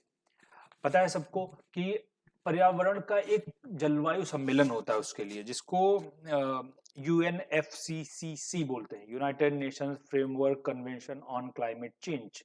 एक संस्था है यूनाइटेड नेशंस की, जिसको बोलते हैं UNF, 3 bar C, United nation framework convention on climate change. वो अपनी जब मीटिंग कहती है तो उसको COP कहा जाता है, कॉप, कॉन्फ्रेंस ऑफ पार्टीज। उस मीटिंग को कॉप बोलते हैं, COP हर साल होती है। तो COP जो 27 हुई, ये इजिप्ट में हुई। ठीक है, मिस्र में हुई। बहुत इंपॉर्टेंट है, COP 27 कहां पर हुई? सबसे बड़ा सम्मेलन दुनिया का होता है जलवायु परिवर्तन का, जो 1992 से शुरू हुआ था, जब अर्थ समिट हुई थी 1992 रियो, ब्राजील के शहर रियो में, जहां से अर्थ समिट जिसको बोला जाता है। पूछा जाता है अर्थ समिट कब हुई, कहां हुई? 1992 में। उसके बाद से ये सिलसिला हो गया, हर साल होता है। कोविड के टाइम बस नहीं किया गया था, हर साल होता है। COP 28 अगले साल होनी है, मतलब इस साल अब होनी है 2023 में। हमेशा वही नवंबर दिसंबर के आसपास होती है। और ये COP 28, COP 28 होगी दुबई में, UAE में। ठीक है, दुबई याद रखना है, 27 हुई है मिस्र में, 28 दुबई में होगी। इसमें एक कॉन्सेप्ट ये हम पढ़ेंगे आगे, बस शॉर्ट कॉन्सेप्ट ये है कि जो छोटे देश हैं, जिनके पास में पर्यावरण चैलेंजेस से निपटने के लिए पैसा नहीं है, उनके लिए एक अलग फंड की व्यवस्था की गई, जिसको लॉस एंड डैमेज फंड बोला गया। कि वो फंड होगा, जो विकसित देश हैं वो उसमें पैसा देंगे, जिससे जो अल्प विकसित देश हैं, डेवलपिंग कंट्रीज हैं या अंडर डेवलप्ड कंट्री हैं, वो जलवायु परिवर्तन से होने वाली समस्याओं से निपट सके। तो ये नाम पता होना चाहिए बस। अगला 34, बहुत इंपॉर्टेंट पॉइंट फिर से, और सबने सुना भी होगा। 2022 में पूरी दुनिया की जनसंख्या 8 बिलियन हो गई। 8 बिलियन मतलब 800 करोड़, 8 बिलियन। और ये 15 नवंबर को हुई थी, इसलिए 15 नवंबर, ये डेट बहुत काम की हो गई। 15 नवंबर को डे ऑफ 8 बिलियन के रूप में मनाया गया। 15 नवंबर डेट याद रखनी है, 8 बिलियन हो गई थी जनसंख्या। जो एक यूनाइटेड नेशंस का पॉपुलेशन प्रोस्पेक्ट का संस्था है, जो पॉपुलेशन को देखती है, उसने ये अनाउंस किया है कि इस साल 2023 में भारत दुनिया का लार्जेस्ट पॉपुलेशन वाला कंट्री हो जाएगा, चीन को क्रॉस करने के बाद 2023 में। ठीक है, भारत दुनिया का सबसे बड़ा जनसंख्या वाला देश हो जाएगा, चीन को क्रॉस कर देगा। अच्छा, ये बड़ी अच्छी चीज है, इंपॉर्टेंट। देखो, जब 7 बिलियन जनसंख्या थी, तो 7 से 8 बिलियन मतलब 1 बिलियन बढ़ने में पूरी दुनिया को बस 12 साल लगे। 12 साल में 100 करोड़ जनसंख्या पूरी दुनिया में बढ़ी। और आने वाले 1 बिलियन मतलब अब 8 बिलियन से 9 बिलियन, ये 15 साल में हो पाएगा। तो इससे पता चलता है, पहले 1 बिलियन 12 साल में बढ़ गए, अब आने वाले 1 बिलियन 15 साल में। इससे पता चलता है 3 साल ज्यादा लगेंगे कि पॉपुलेशन ग्रोथ रुक रहा है, धीरे धीरे लोग जनसंख्या नियंत्रण कर रहे हैं। ठीक है, पता होना चाहिए, डेट इंपॉर्टेंट है, और भारत के बारे में तो इंपॉर्टेंट ही है ये चीजें। अगला देखो, G20 समिट बहुत काम की, और इसका तो इससे जुड़ा हुआ क्वेश्चन कुछ ना कुछ तो पूछा ही जाना है। G20 दुनिया के 20 पावरफुल अर्थव्यवस्थाओं वाला समूह है, ग्रुप 20 बोला जाता है। भारत भी उसका मेंबर है G20 का। G7 का भारत नहीं था, पता है ना। G20 की मीटिंग हुई बाली, इंडोनेशिया में। अच्छा, जिस देश में मीटिंग होती है उसी को G20 की प्रेसिडेंटशिप मिलती है, अध्यक्षता मिलती है। अब इसकी अगली मीटिंग मतलब 2023 वाली मीटिंग भारत में होनी है, न्यू दिल्ली में, नई दिल्ली में। तो इसलिए बहुत इंपॉर्टेंट है। देखो जगह जगह बोर्ड लगाए पड़े हैं कि G20 का अब अध्यक्ष कौन बन चुका है, भारत बन चुका है। जो अध्यक्ष था पिछले इस बार इंडोनेशिया, उसने भारत को अध्यक्षता सौंप दी। अब लिखा जाएगा G20 के प्रेसिडेंट नरेंद्र मोदी, मतलब या इंडिया। तो इस साल 23 की मीटिंग कहाँ होनी है, भारत में होनी है, काम की मीटिंग है। और क्या क्या, अच्छा ये निर्णय, ये G20 के बारे में समझ लो। कभी कभी पूछ लिया जाता है दुनिया का ऐसा कौन सा ग्रुप है जिसमें जो दुनिया की लगभग 80% अर्थव्यवस्था जिसमें रहती है वो G20 है। सबसे बड़ा आर्थिक समूह है G20, जहां पर दुनिया का लगभग 75% ट्रेड किया जाता है, व्यापार G20 के देशों में, इस इन 20 देशों में, जहां पर दुनिया की 65% जनसंख्या रह रही है। वो कौन सा है, G20 ग्रुप। तो ये एक चीज याद रखनी है, मैं लिख ही दे रहा हूँ। लगभग 85% GDP है पूरी दुनिया की, 80 से 85 लिखा होता है। दुनिया की 75% ट्रेड है, व्यापार इस समूह के पास में, और 65%, 10-10 कम करते जाओ बस, ये जनसंख्या है पूरी दुनिया की। तो इसलिए सबसे बड़ा ग्रुप बन जाता है G20। ठीक है, कंफ्यूज मत होना, मैंने जो पहला पॉइंट शुरू किया था RCEP से, वो दुनिया का सबसे बड़ा फ्री ट्रेड ग्रुप है। फ्री ट्रेड मतलब मुक्त व्यापार वाला, वो अलग ग्रुप है। फ्री ट्रेड मतलब जहां पर टैक्स कम लगेंगे या ना के बराबर लगेंगे, ये अलग संस्था है। ठीक है, इसके बाद ये देखो, ये भी बहुत इंपॉर्टेंट है नासा का। नासा ने, सबको पता होगा कि नासा ने मून पर पहला, चंद्रमा पर पहला उतरने वाला व्यक्ति कौन था, नील आर्मस्ट्रॉन्ग। नासा ने एक अपोलो मिशन लॉन्च किया था 1969 में, 1969 में। नील आर्मस्ट्रॉन्ग और एल्ड्रिन जो थे वो चंद्रमा पर उतरने वाले पहले व्यक्ति थे। ठीक है, उसके बाद नासा ने मून मिशन छोड़ दिए थे अपने, बिल्कुल। लेकिन अब नासा ने फिर से मून मिशन शुरू किया है और अपना रॉकेट लॉन्च किया है आर्टेमिस 1। आर्टेमिस 1 बहुत इंपॉर्टेंट है नासा का मून रॉकेट। अच्छा, ये रॉकेट अभी बस एक्सपेरिमेंट किया है, इन्होंने भेजा, और इसमें एक ओरियन कैप्सूल होगा, ये ओरियन नाम से, ओरियन। ये क्या करेगा, वापस भी आए, वरना ये गया वहां पर, मून पे लैंड किया और ओरियन कैप्सूल वापस भी आ गया। तो मतलब ये स्पेसक्राफ्ट बनाया गया है मून पे ट्रेवल के पर्पज से, कि जल्दी से जल्दी लोगों को भेजा जा सके और वापस भी आ सके। तो आर्टेमिस 1 रॉकेट है, और ये उसका कैप्सूल है जो री एंट्री करेगा पृथ्वी में, वापस भी आएगा। तो इंपॉर्टेंट नाम है ये, देखो ये आर्टेमिस 1 है और ओरियन इसका स्पेसक्राफ्ट है जो वापस भी आएगा।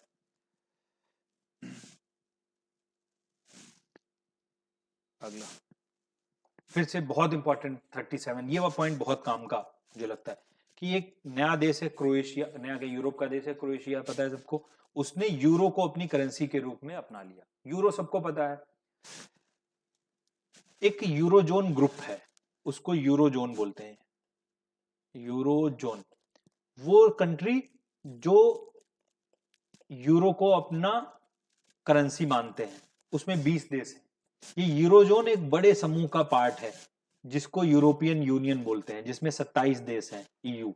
तो ये याद रखना है, EU एक 27 देशों का समूह है यूरोप का, जिसमें इंग्लैंड भी था, लेकिन इंग्लैंड 2016 में निकल गया, ब्रेग्जिट हो गया, इंग्लैंड इस ग्रुप से बाहर। 28 हो गए थे, 27 हो गए, कम हो गया। ये पूछा जाता है कि इनमें से कौन सा देश यूरोपियन यूनियन का पार्ट नहीं है, तो सबसे इंपॉर्टेंट इंग्लैंड ही है, वही यूरोपियन यूनियन का पार्ट नहीं निकल गया।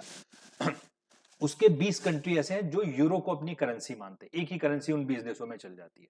ठीक है, तो क्रोएशिया एक अलग नया देश बना है जिसने यूरो को अपनी करेंसी के रूप में स्वीकार किया। यूरोपियन यूनियन से जुड़े क्वेश्चन पूछे जा सकते हैं। ये EU जो है, ये 1993 में शुरू किया गया था। देशों ने अपना एक समूह बनाया, यूरोप के देशों ने, और उन्होंने बोला कि हम अपने बॉर्डर फ्री रखेंगे, आना जाना अलाउड करेंगे, और एक संगठित देश के रूप में अब रहेंगे। तो उसको यूरोपियन यूनियन बोला गया। मास्ट्रिक्ट ट्रीटी साइन की गई थी, MSTRICT, मास्ट्रिक्ट संधि से ये यूरोपियन यूनियन का गठन किया गया था 1993 में। ठीक है, उसके बाद में अब इंग्लैंड इससे बस बाहर निकला है, वरना इसका दायरा बढ़ता ही चला जा रहा है। बेंजामिन नेतन्याहू, ये इजराइल के सबसे लंबे समय तक रहने वाले प्रधानमंत्री बन चुके हैं और फिर से ये वहां के पीएम इलेक्ट हो चुके हैं बेंजामिन। और इजराइल भारत के लिए बहुत इंपॉर्टेंट है ठीक है, क्योंकि भारत के साथ में बहुत सारे समझौते, डिफेंस एग्रीमेंट, सुरक्षा को लेकर इजराइल के साथ में। तो इजराइल के नए प्रधानमंत्री बने। अच्छा, इसलिए नाम इनका इंपॉर्टेंट क्योंकि लॉन्गेस्ट सर्विंग प्रेसिडेंट बन चुके हैं अब इजराइल के, प्राइम मिनिस्टर, सॉरी प्रेसिडेंट में बोल गया। अगला, इंटरनेशनल सोलर अलायंस, अंतरराष्ट्रीय सौर संगठन, बहुत काम की चीज। अंतरराष्ट्रीय सौर संगठन क्या है? देखो, इंटरनेशनल सोलर अलायंस ये मोदी जी ने शुरू किया था जब पेरिस समझौता हुआ था, कॉप वाली मीटिंग पेरिस में 2015 में। तब मोदी जी ने एक आइडिया दिया था कि वो देश जहां पर सूर्य की किरणें ज्यादा आती हैं, रोशनी ज्यादा आती है, वो देश कौन से हैं? वो कर्क रेखा और मकर रेखा के बीच स्थित देश हैं। Tropic of cancer, tropic of Capricorn. 23.5 degree north ऊपर होता है, जैसे सब लोग ज्योग्राफी में पढ़ते ही हैं, और 23.5 डिग्री नॉर्थ साउथ नीचे। तो कर्क और मकर रेखा के बीच में जो स्थित देश हैं, जहां पर खूब सूर्य ऊर्जा, सोलर एनर्जी आती है, सूर्य की किरणें पड़ती, ऊपर चले जाओगे तब भी किरणें कम होती चली जाती हैं, तिरछी किरणें होती चली जाती हैं। नीचे जाओगे 23.5 डिग्री के मकर रेखा के, तब भी कम होने लगती। तो ये बोला गया इन रेखाओं के बीच स्थित देश जो है, ये एक अपना समूह बनाए और सोलर एनर्जी का ज्यादा से ज्यादा इस्तेमाल करें। इसमें 123 देश हैं अभी के टाइम पे, 123। इंटरनेशनल सोलर अलायंस, इसका हेडक्वार्टर गुड़गांव में है, इंडिया में। बहुत पूछा आता है आईएसए का हेडक्वार्टर कहां पर है? गुड़गांव, इंडिया। और इसको, अच्छा, ये ग्रुप बढ़ता चला जा रहा है और सोलर एनर्जी पे भारत काम भी बहुत कर रहा है। तो इसको संयुक्त राष्ट्र संघ महासभा में ऑब्जर्वर स्टेटस मिल गया। ऑब्जर्वर स्टेटस एक बड़ा स्टेटस होता है, दर्जा। समझना आप कि संयुक्त राष्ट्र संघ जो महासभा होती है, उसमें अभी टोटल 193 देश हैं, 193 देश संयुक्त राष्ट्र संघ के सदस्य हैं। पूछ लिया जाता है कितने देश हैं? 193। आखिरी देश बना था साउथ सूडान। तो 193 देश हैं। बाकी के कुछ बड़ी महत्वपूर्ण संस्थाओं को ऑब्जर्वर दर्जा दिया जाता है कि वो उन मीटिंग में भाग ले सकते हैं आके। वोट वोट नहीं दे सकते, बस भाग ले देख सकते हैं आके, बैठ सकते हैं, अपनी बात कह सकते हैं। और महत्वपूर्ण संस्थाओं को, तो इसलिए उनमें से एक संस्था बन गई है इंटरनेशनल सोलर अलायंस। दुबई पहला कंट्री है या अब शहर ही है, सिटी स्टेट है, जो पेपरलेस हो गया 100%। उसने अपने यहाँ पर पेपर के इस्तेमाल पे, सरकारी कामकाज में पेपर के इस्तेमाल पर बैन लगा दिया, या ना कि बिल्कुल नहीं है। तो 100%। अच्छा क्वेश्चन बनता है कि कौन सा ऐसा देश है जो 100% पेपरलेस बन गया। इसके बाद अगला, ये देखो, कुछ चीजें 3-4 पॉइंट चीन से जुड़े हुए हैं और फिर ये तीनों 4 पॉइंट बहुत काम के। चीन ने अपना अभी कुछ साल पहले एक मिशन भेजा था, उसका नाम था चैंग 3। ये मून मिशन था चीन का। ये नाम बहुत पूछा गया, जैसे भारत का चंद्रयान 2 था ना, ऐसे चैंग 3 चीन का मून मिशन था। इसने मून का पहला ज्योग्राफिकल फुल एटलस जारी किया है, पूरा मानचित्र। ये क्वेश्चन बहुत काम का क्वेश्चन है। अभी तक मून का पूरा एटलस नहीं था, मानचित्र नहीं था। तो चीन का जो चैंग 3 मिशन है, इसकी वजह से मून की पूरी मैपिंग की गई और पहला फुल एटलस मून का जारी किया गया। इंपॉर्टेंट चीज है, मिशन का नाम इंपॉर्टेंट है, देश इंपॉर्टेंट है, किसने ये किया है। अगला, तुर्की। देखो, ये भी काम का क्वेश्चन है। तुर्की एक ऐसा देश है जिसने अपना नाम बदल दिया। बहुत कम होता है देश अपने नाम बदले। इसने क्या कर दिया? तुर्की का नाम कर दिया, तुर्की लिखा जाएगा। तुर्की ये बोलता है, तुर्की को लोग टर्की भी बोलते थे, ठीक है। तो टर्की शब्द का मतलब अलग अलग है हर जगह पर। कहीं कहीं पे गूगल पे ज्यादातर दिखाता है कि डम मतलब बेवकूफ या मूर्ख ऐसे आता है। तो तुर्की ने बोला कि ये नाम हमारे लिए सही नहीं है, तो उसने अपना नाम ही बदल दिया, तुर्की कर दिया। सिर्फ इसलिए कि नाम का वो मीनिंग गलत ना निकाला जाए, ठीक है। तो इम्पोर्टेंट बन गया है। कुछ देश, बहुत कम देश बदलते हैं नाम। जैसे 2-3 मैं बताऊं, अगर आपको याद होना चाहिए कि हॉलैंड देश एक पहले था, उसने नीदरलैंड नाम कर दिया था। रोडेशिया एक देश था, उसने जिम्बाब्वे नाम कर दिया था। फॉर्मोसा था, ताइवान हो गया ना। ऐसे 2-3 के नाम तो इम्पोर्टेंट है। 3-4 ही हैं जिन्होंने मतलब भारत की आजादी के बाद ऐसे नाम बदले हैं उनके नाम। ये एक नाम इंपॉर्टेंट है, अमेरिका में बनने वाली पहली ब्लैक जज है, अश्वेत महिला जज, सुप्रीम कोर्ट की नाम जज बनी है केतांजी जैक्सन। इंपॉर्टेंट नाम है अमेरिका में, क्योंकि कोई ब्लैक या श्वेत और वो भी महिला जज बनना वहां पर, इसलिए इंपॉर्टेंट है। अगला, ये इंग्लैंड ने एक प्रोजेक्ट शुरू किया है डिजीज एक्स। ये नाम बस इंपॉर्टेंट है, डिजीज एक्स। जैसे अभी कोविड आया, कोरोना आया, तो कोरोना से पूरी दुनिया में बड़ी महामारी, कितने लोग मरे। उससे पहले सार्स आया था, उससे पहले बर्ड फ्लू एक आया था। ये आते रहते हैं, बड़ी बड़ी वायरल डिजीज आती रहती हैं। तो कुछ देशों ने, उसमें इंग्लैंड इंपॉर्टेंट है क्योंकि इंग्लैंड ने ये प्रोजेक्ट शुरू किया। उन्होंने एक एक्स बस अननोन को मान लिया। एक्स मतलब जैसे हम लोग मैथ में पढ़ते हैं एक्स लिख लेते हैं, कुछ नहीं मानता तो मान लो एक्स। तो इन्होंने डिजीज एक्स के नाम से प्रोजेक्ट शुरू किया कि फ्यूचर वायरल डिजीजेज जो आने वाली हैं, होने वाली हैं, या जिनकी संभावना है, उन पर पहले से ही सभी देश मिलकर एक साथ में प्रिपेयर रहें या तैयारी करते रहें कि इतनी बड़ी महामारी डेवलप ना हो पाए। तो इसलिए ये इंपॉर्टेंट, डिजीज एक्स इंपॉर्टेंट है। प्रोजेक्ट क्या है, किससे संबंधित है और कहां शुरू किया गया। ठीक, ये चाइना वाली दो और चीजें मिक्स हो गई थी बीच में। चाइना ने क्वाफू 1, ये चाइना का सोलर मिशन है, सन मिशन, जो सन पे रिसर्च करने के लिए भेजा गया। देखो सन पे कोई उतर तो सकता नहीं, सन से बहुत दूर होके। सन के चारों तरफ जो ऑर्बिट्स हैं, जहां तक जाया जा सकता है, उनको लेग्रेंजेज ऑर्बिट बोलते हैं। L1 L2 ऐसे नाम होते हैं। ठीक है, वहां पर जाके ये कोफू 1 सन के बारे में जानकारी इकट्ठा करेगा। ऐसे ही नासा ने भेजा था 2019 में, उसको पार्कर मिशन बोलते थे, Aditya Parker mission, solar Parker mission, उसका भी याद रखना है। काफी पहले भेजा था लेकिन नाम याद रखना है। ये चीन का है। भारत भी भेजेगा अपना, ठीक है, उसको आदित्य L1 नाम दिया गया। L1 ऑर्बिट में भेजेगा, नाम उसका आदित्य मिशन रखा गया। आदित्य सूर्य का पर्यायवाची, तो नाम से याद रहेगा आपको। ठीक है, चाइना ने ये भेजा है इसलिए इंपॉर्टेंट है भी। अगला, फिर से बहुत इंपॉर्टेंट चीज चीन के बारे में। सबको पता है कि एक स्पेस में एक इंटरनेशनल स्पेस स्टेशन है, जहां पर सभी देशों के अंतरिक्ष यात्री रहते हैं, जाते हैं, वहीं पे रिसर्च होती है। ISS उसको बोलते हैं, सभी देशों के हैं वहां पर। चीन एक अपना अलग सेपरेट स्टेशन बना रहा है। ठीक है, चीन की टेक्नोलॉजी देखो तो चीन अपना स्पेशन अलग स्पेस स्टेशन, इसका नाम बहुत पूछा गया है।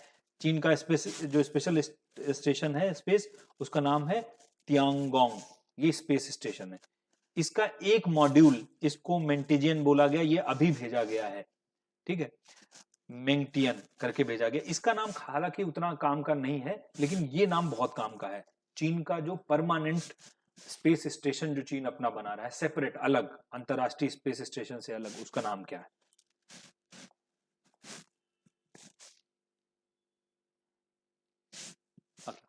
देखो, ये 47 लेफ्टिनेंट जनरल असीम मुनीर, ये पाकिस्तान के नए जनरल बने हैं। पाकिस्तान का जनरल भारत के लिए इंपॉर्टेंट क्यों? क्योंकि इंपॉर्टेंट है भारत के लिए।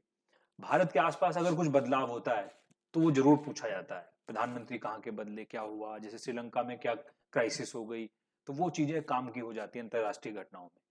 पाकिस्तान से वैसे भी बॉर्डर डिस्प्यूट होता रहता है, तो वहां पर इससे पहले जनरल बाजवा थे, उनके बाद में अब ये वहां के, क्योंकि प्रधानमंत्री बदल गए, शहबाज शरीफ नए प्रधानमंत्री बन गए, तो उन्होंने अपना नया जनरल चुना है, असीम मुनीर को। नाम काम का है ये। फिर से देखो, WHO ने 27 दिसंबर को, WHO विश्व स्वास्थ्य संगठन ने 27 दिसंबर को international day of epidemic preparedness के रूप में मनाने की घोषणा की है। एपिडेमिक, फिर से महामारी की तैयारी के लिए एक विशेष दिन घोषित किया है, 27 दिसंबर। ठीक है, ये सब कोरोना के बाद बदलाव किए गए हैं, चेंजेस थोड़े नए नए शुरू किए गए। 49 ग्रुप ऑफ फ्रेंड्स, ये भारत ने एक इनिशिएटिव लिया है। ये भारत का, इसलिए ये बहुत ज्यादा काम का है। पता है, संयुक्त राष्ट्र संघ की जो सुरक्षा परिषद है, सिक्योरिटी काउंसिल, उसमें 15 देश होते हैं, 5 तो परमानेंट हैं, स्थायी सदस्य हैं, अमेरिका, इंग्लैंड, फ्रांस, रूस और चीन। बाकी के 10 अस्थायी होते हैं, टेम्परेरी, जो 2-2 साल के लिए चुने जाते हैं। भारत उनमें से अभी एक है, लेकिन भारत मांग कर रहा है कि हमें क्या है, स्थायी मेंबरशिप चाहिए। इतना बड़ा देश है, भारत को भी तुमने नहीं दे रखा है।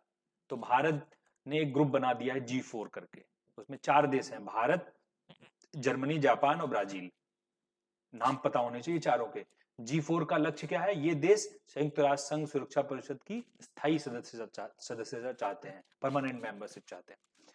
तो वहां पर भारत अभी है, अस्थायी सदस्य के रूप में है। तो भारत ने एक प्रोजेक्ट शुरू किया जिसको ग्रुप ऑफ फ्रेंड्स बोला गया। इसमें क्या है, जो शांति सैनिक जाते हैं, सबको पता है पीस कीपिंग एक फोर्स होती है संयुक्त राष्ट्र संघ की, जो उन देशों में जाती है जहां पर बहुत ज्यादा डिस्टर्बेंस है, कांगो वांगो, खासकर अफ्रीका वाले देशों में जाते हैं, शांति सेना बन के जाती है वो।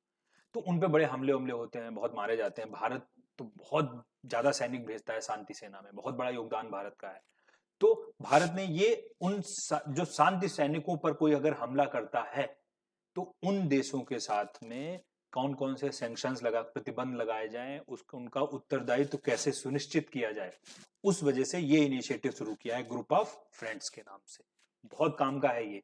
और ये जो मैंने G4 बताया भारत के योगदान को लिए, वो एक्स्ट्रा चीजें हैं, काम की चीजें। यूक्रेन के राष्ट्रपति जो हैं वोलोदिमीर जेलेंस्की, इनको time person of the year चुना गया है 2022 का। टाइम मैगजीन है, सबको पता है, वो पूरे साल में एक पर्सन ऑफ द ईयर चुनती है, पूरे साल का सबसे महत्वपूर्ण व्यक्ति उस साल का। तो यूक्रेन का नेतृत्व कर रहे हैं रूस से लड़ाई में, तो इसलिए टाइम ने, मैगजीन ने इनको अपना व्यक्ति चुना है। अगला 51, पाकिस्तान ने एक अनाउंसमेंट किया है कि वो इस्लामिक बैंकिंग को शुरू करेगी। ये वर्ड बहुत काम का, इस्लामिक बैंकिंग, इसलिए मैं ये बता रहा हूँ। एक मतलब बैंकिंग के एक अलग कई रूप होते हैं। तो इस्लामिक बैंकिंग ये होती है जो ब्याज, इस्लाम धर्म में ब्याज को पॉजिटिव नहीं माना गया, उसको हराम ही माना गया है, ब्याज को, ब्याज पे पैसा। अच्छा, पूरी मॉडर्न बैंकिंग सिस्टम जो है ब्याज पे चल रहा है, आरबीआई बैंकों को ब्याज पे दे रही है, बैंक आगे लोगों को ब्याज पे दे रहे हैं पैसा।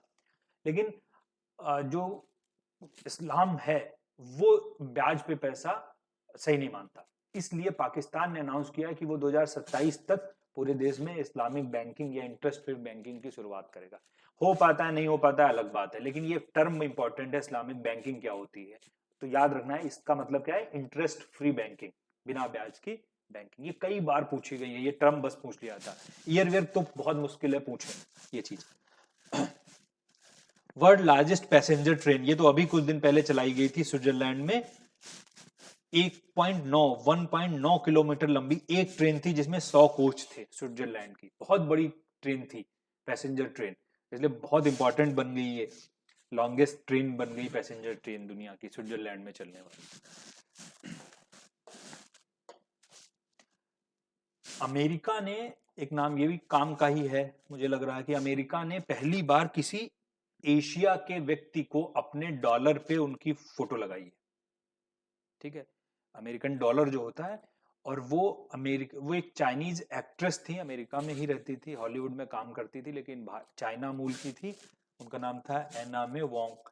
तो इनको पहली बार डॉलर पे जगह दी गई है, तो इसलिए ये भी नाम काम का है, क्योंकि डॉलर पे अगर किसी की फोटो बन रही है तो काम का ही होगा। इंटरपोल, अगला 54, इंटरपोल एक अंतरराष्ट्रीय पुलिस इसको बोलते हैं, इंटरपोल को इंटरनेशनल पुलिस बोलते हैं, सभी देशों की पुलिस का एक ग्रुप है, समूह। उसकी जो मीटिंग हुई है 90वीं मीटिंग, वो नई दिल्ली में हुई है, न्यू दिल्ली में, इंपॉर्टेंट हो जाता है इसलिए। इसके बाद ये तो कुछ नाम है, बस नाम इसलिए क्योंकि फिर से ये यूनिक है थोड़ा सा, कि जॉर्जिया मेलोनी, ये इटली में बनने वाली पहली महिला प्रधानमंत्री हैं, प्राइम मिनिस्टर। देखो, जहां पर कभी कोई पहली महिला किसी भी फील्ड में आ रही है, वो काम का हो जाता है। ठीक है, अभी कल ही मैं पढ़ रहा था, देख रहा था कि एक कैप्टन शिवा चौहान के नाम से हैं, वो इंडिया में हम पढ़ेंगे भी।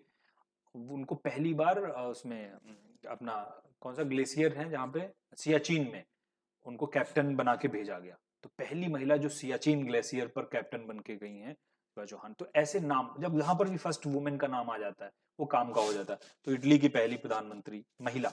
ऐसे ही हंगरी की पहली महिला प्रेसिडेंट बनी कैटलिन नोवाक, हंगरी देश है, उसकी पहली महिला प्रेसिडेंट, और यंगेस्ट प्रेसिडेंट भी हैं हंगरी की बनने वाली।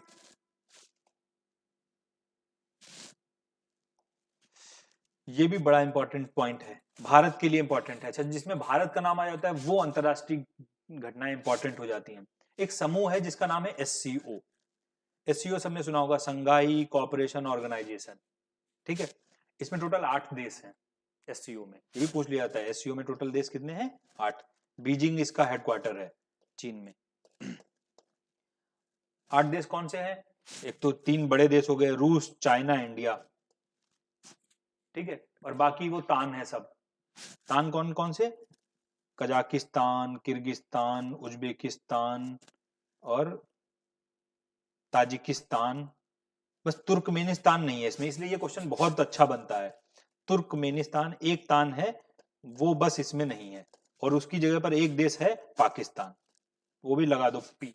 तान वाले 5 हो गए, तो इन टोटल 5 ये हो गए, 3 8 देशों का समूह है एससीओ। इसकी इस बार की मीटिंग समरकंद में हुई, उज्बेकिस्तान। बहुत इंपॉर्टेंट है ये समरकंद, उज्बेकिस्तान, एससीओ जब अपनी मीटिंग करता है। और इस मीटिंग में वाराणसी को चुना गया cultural capital of SCO. Varanasi Bharat का शहर, काशी, जिसको एससीओ की कल्चरल राजधानी, सांस्कृतिक राजधानी चुना गया। भारत के लिए है इसलिए ये बहुत इंपॉर्टेंट हो गया, क्योंकि इंडिया का नाम आ गया इसमें। 58 अगला, यूनाइटेड नेशंस जो महासभा है, संयुक्त राष्ट्र महासभा जो न्यूयॉर्क में है, वो क्या है, उसने एक बड़ा निर्णय लिया। और उसने क्या लिया, जो हेल्दी एनवायरनमेंट है, स्वच्छ पर्यावरण, उसको मानवाधिकार घोषित कर दिया गया, ह्यूमन राइट घोषित किया। अब ये बहुत इंपॉर्टेंट चीज है, पता है आपको कि संयुक्त राष्ट्र महासभा ने 1948 में एक प्रस्ताव पास किया था, और मानवाधिकार प्रस्ताव उसको बोलते हैं, ह्यूमन राइट रेजोल्यूशन। ये बहुत पूछा था, सबने सुना भी होगा, 10 दिसंबर 1948 को 1948 को मानवाधिकार प्रस्ताव पास किया गया था, इसलिए 10 दिसंबर को मानवाधिकार दिवस भी मनाया जाता है। तो उन मानवाधिकारों में, मानवाधिकार क्या थे, टॉर्चर नहीं करना किसी को, सभी धर्म जाति में भेदभाव नहीं करना, बराबर हैं सभी लोग ना, ऐसे अधिकार हैं। फ्रीडम ऑफ स्पीच है, बोलने के अधिकार पूरी दुनिया में दिए जाए, तो ऐसे मानवाधिकार, उसमें उसने क्लीन एनवायरनमेंट को अपना अधिकार, मानवाधिकार घोषित कर दिया है। तो बड़ी चीज है, और जो भी पुरानी चीज थी वो भी मैंने बता दी इसमें, जो जान करने लायक है। ये हर बार होता है, और अब फिर भी इस बार भी भारत का ही नाम आया है। दुनिया में सबसे ज्यादा रेमिटेंसेस रिसीव करने वाला देश कौन सा है? भारत। रेमिटेंसेस क्या बोलते हैं कि जब किसी देश के नागरिक दूसरे देशों में जो पैसा कमाते हैं और अपने घर वापस, अपने देश वापस भेजते हैं, तो भारत दुनिया का सबसे बड़ा देश है जिसके नागरिक दूसरे देशों से पैसा कमा के अपने देश में भेजते हैं। तो भारत को 2021 में, ये एक साल बाद रिपोर्ट आ पाती है, तो 22 में 21 वाली आ पाई। 21 में पूरे साल में $87 बिलियन भारत को मिला।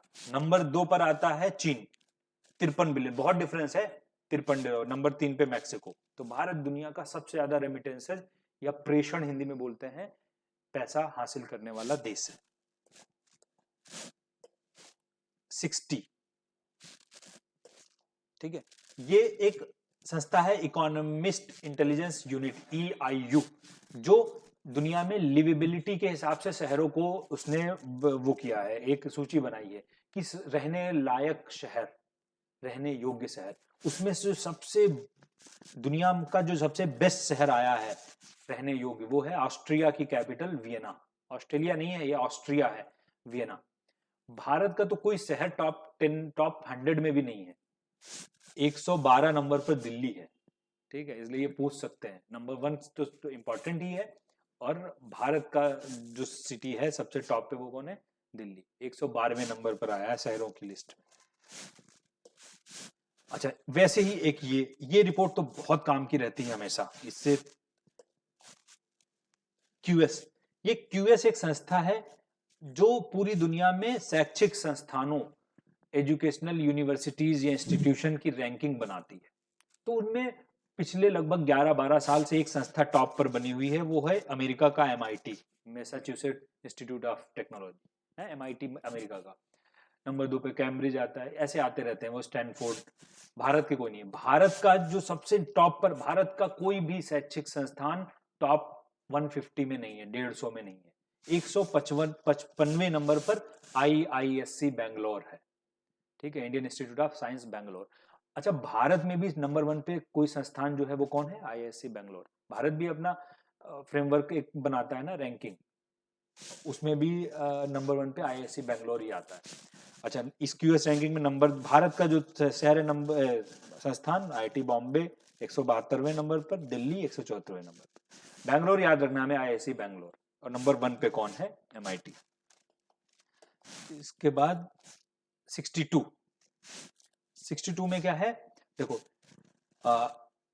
भारत ने कुछ पैसा दिया है, एक प्रोजेक्ट शुरू किया है जिसको बोलते हैं हिंदी @UN प्रोजेक्ट। संयुक्त राष्ट्र संघ में हिंदी भाषा को ऑफिशियल दर्जा दिया जाए, इसलिए भारत बहुत टाइम से ये मांग कर रहा है कि हिंदी को हिंदी बोलने वाले इतने लोग हैं और भारत इतना बड़ा देश है, अब तो दुनिया, इस साल दुनिया का सबसे बड़ी जनसंख्या वाला देश बन जाएगा, तो उसको कम से कम संयुक्त राष्ट्र संघ की ऑफिशियल भाषा बनाओ। अभी नहीं है, अभी संयुक्त राष्ट्र संघ में 6 ऑफिशियल भाषाएं हैं, आपको पता होनी चाहिए। इंग्लिश, फ्रेंच, जो 5 स्थायी देश है ना, उनको नाम याद रखने हैं आपको, अमेरिका, इंग्लैंड, फ्रांस, चीन, और बचा कौन हमारा? रूस। तो इन्हीं की भाषा, अमेरिका और इंग्लैंड की तो एक ही भाषा इंग्लिश, तो एक भाषा इंग्लिश हो गई, फ्रांस की फ्रेंच, रूस की रशियन, चीन की चाइनीज, ठीक है, मैंडरिन जिसको बोलते हैं वो। तो ये भाषा कितनी हो गई? तो 3, 4, और 2 भाषाएं और हैं, स्पेनिश और अरेबिक, स्पेनिश भाषा और अरेबिक। तो ये 6 ऑफिशियल भाषाएं हैं संयुक्त राष्ट्र संघ की। भारत क्या चाहता है कि हिंदी को भी एक ऑफिशियल दर्जा संयुक्त राष्ट्र संघ में दिया जाए, ठीक है। भारत तो, इसलिए भारत का जो भी नेता जाता है वो हिंदी में बोल के आता है। अटल बिहारी वाजपेयी पहले व्यक्ति थे जिन्होंने संयुक्त राष्ट्र संघ की महासभा में हिंदी में भाषण दिया था। उसके बाद तो सब हिंदी में, कि हिंदी को प्रोत्साहन देना है। प्रोजेक्ट नाम याद रखना है, प्रोजेक्ट से ज्यादा जरूरी चीजें जो ये मैंने बताई एक्स्ट्रा, वो वाली काम की। भारत की कैबिनेट ने एक नई एम्बेसी खोलने की मंजूरी दी है, वो लिथुनिया जो देश है उसमें खोली जाएगी। लिथुनिया, ये एक बाल्टिक नेशन, एक बाल्टिक सागर है, अगर आप यूरोप का मैप देखोगे तो बाल्टिक सागर है। तो 3 देश हैं, इस्टोनिया, लातविया और लिथुनिया, इनको बाल्टिक नेशंस बोला जाता है। बाल्टिक सागर के, ये क्वेश्चन बहुत ऐसे ज्योग्राफी में पूछ लेता है कि कौन सा देश बाल्टिक देश नहीं है, तो ये 3 देश बाल्टिक कहलाते हैं, इस्टोनिया, लतविया और लिथुनिया, बाल्टिक देश। तो इसमें लिथुनिया में भारत अपनी एम्बेसी खोलने जा रहा है, इसलिए ये भी नई न्यूज, अभी तक नहीं होगी भारत की एम्बेसी यहां पर। बस ये 2 पॉइंट हमारे और बचे। लास्ट 64, एक स्वीडन स्टॉकहोम की संस्था है, वहां पे है, उसको सिप्री बोलते हैं, Stockholm international peace research institute, short में सिप्री बोलते हैं। सिप्री हर साल क्या करती है, पूरी दुनिया में देशों में डिफेंस के खर्चे को, डिफेंस के आयात और निर्यात पर नजर रखती है, और वो रिपोर्ट प्रकाशित करती है कि कौन सा देश सबसे ज्यादा जो डिफेंस इक्विपमेंट है वो खरीद रहा है, या रक्षा पर कितना खर्चा कर रहा है, या कितना निर्यात कर रहा है, आयात कर रहा है, सब लेखा जोखा सिप्री रखती है। तो सिप्री ने फिर से रिपोर्ट जारी की, और ये बहुत टाइम से रिपोर्ट ऐसी की ऐसी ही बनी हुई है। जो टॉप देश हैं जो डिफेंस पे खर्चा करते हैं, नंबर 1 पर अमेरिका, नंबर 2 पर चीन, नंबर 3 पर इंडिया, ठीक है। तो ये 3 देश तो हमें याद ही रखने हैं, अमेरिका, चीन और इंडिया। और बहुत बड़ा गैप है, अगर आप देखो, अमेरिका जो है अपने डिफेंस पर $600 बिलियन या उससे भी ज्यादा खर्च करता है, ठीक है, ये मिनिमम बताया है सिप्री ने। और जो चीन है वो अपने डिफेंस पे लगभग 100, इसमें इस बार तो 176 लिखा है, लगभग 150 से 200 बिलियन डॉलर खर्च करता है, मतलब अमेरिका से 3 गुना कम लगभग। और भारत अपने डिफेंस पर $76 बिलियन खर्च करता है, तो अमेरिका से आप कितना कम सोच सकते हो, लगभग 10 गुना कम। और ये टॉप 3 देश हैं जो डिफेंस पर खर्चा करते हैं। आखिरी पॉइंट हमारा, लास्ट, जो ये बड़ी डिक्शनरीज हैं इंग्लिश की, वो क्या करते हैं, हर साल एक वर्ड को छांटते हैं जो उनके अकॉर्डिंग दुनिया में सबसे ज्यादा फेमस शब्द हो रहा हो, जो वो वर्ड ऑफ द ईयर घोषित करते हैं, ठीक है। ऑक्सफोर्ड डिक्शनरी ने अपना वर्ड घोषित किया है गॉबलिन मोड को, ठीक है। ऑक्सफोर्ड वाले ही ज्यादा 90% टाइम यही पूछा था, ये नाम याद रखना है। ऐसे ही जो कॉलिंस डिक्शनरी है उसने परमा क्राइसिस को किया है, गैस लाइटिंग को मैरियन वेबस्टर ने किया है, और होमर को कैम्ब्रिज जो डिक्शनरी है उसने किया है। तो हमें 2 के अगर याद रखने तो ऑक्सफोर्ड कर लो, और ये कैम्ब्रिज याद कर लो, ये जो डिक्शनरी है। और वैसे ऑक्सफोर्ड का ही पूछा जाता है कि गॉबलिन मोड जो word of the year Oxford ने किस किस शब्द को घोषित किया। तो ये हमारी अंतरराष्ट्रीय घटनाएं थी जो जो काम काम की थी। बाकी की जो है, जो रैंडम वर्ड्स हैं, वन लाइनर हैं, वो ज्यादातर मैं क्या करूंगा, उनको पीडीएफ में कर दूंगा। ठीक है, तो आप पीडीएफ उसकी ले सकते हो, कांटेक्ट नंबर जो कोचिंग का है उस पर आप मैसेज करके। ये हमारी अंतरराष्ट्रीय घटनाएं हुई। इसके बाद हम लोग दूसरा अपना राष्ट्रीय घटनाएं और स्टेट के बारे में अगली सीरीज में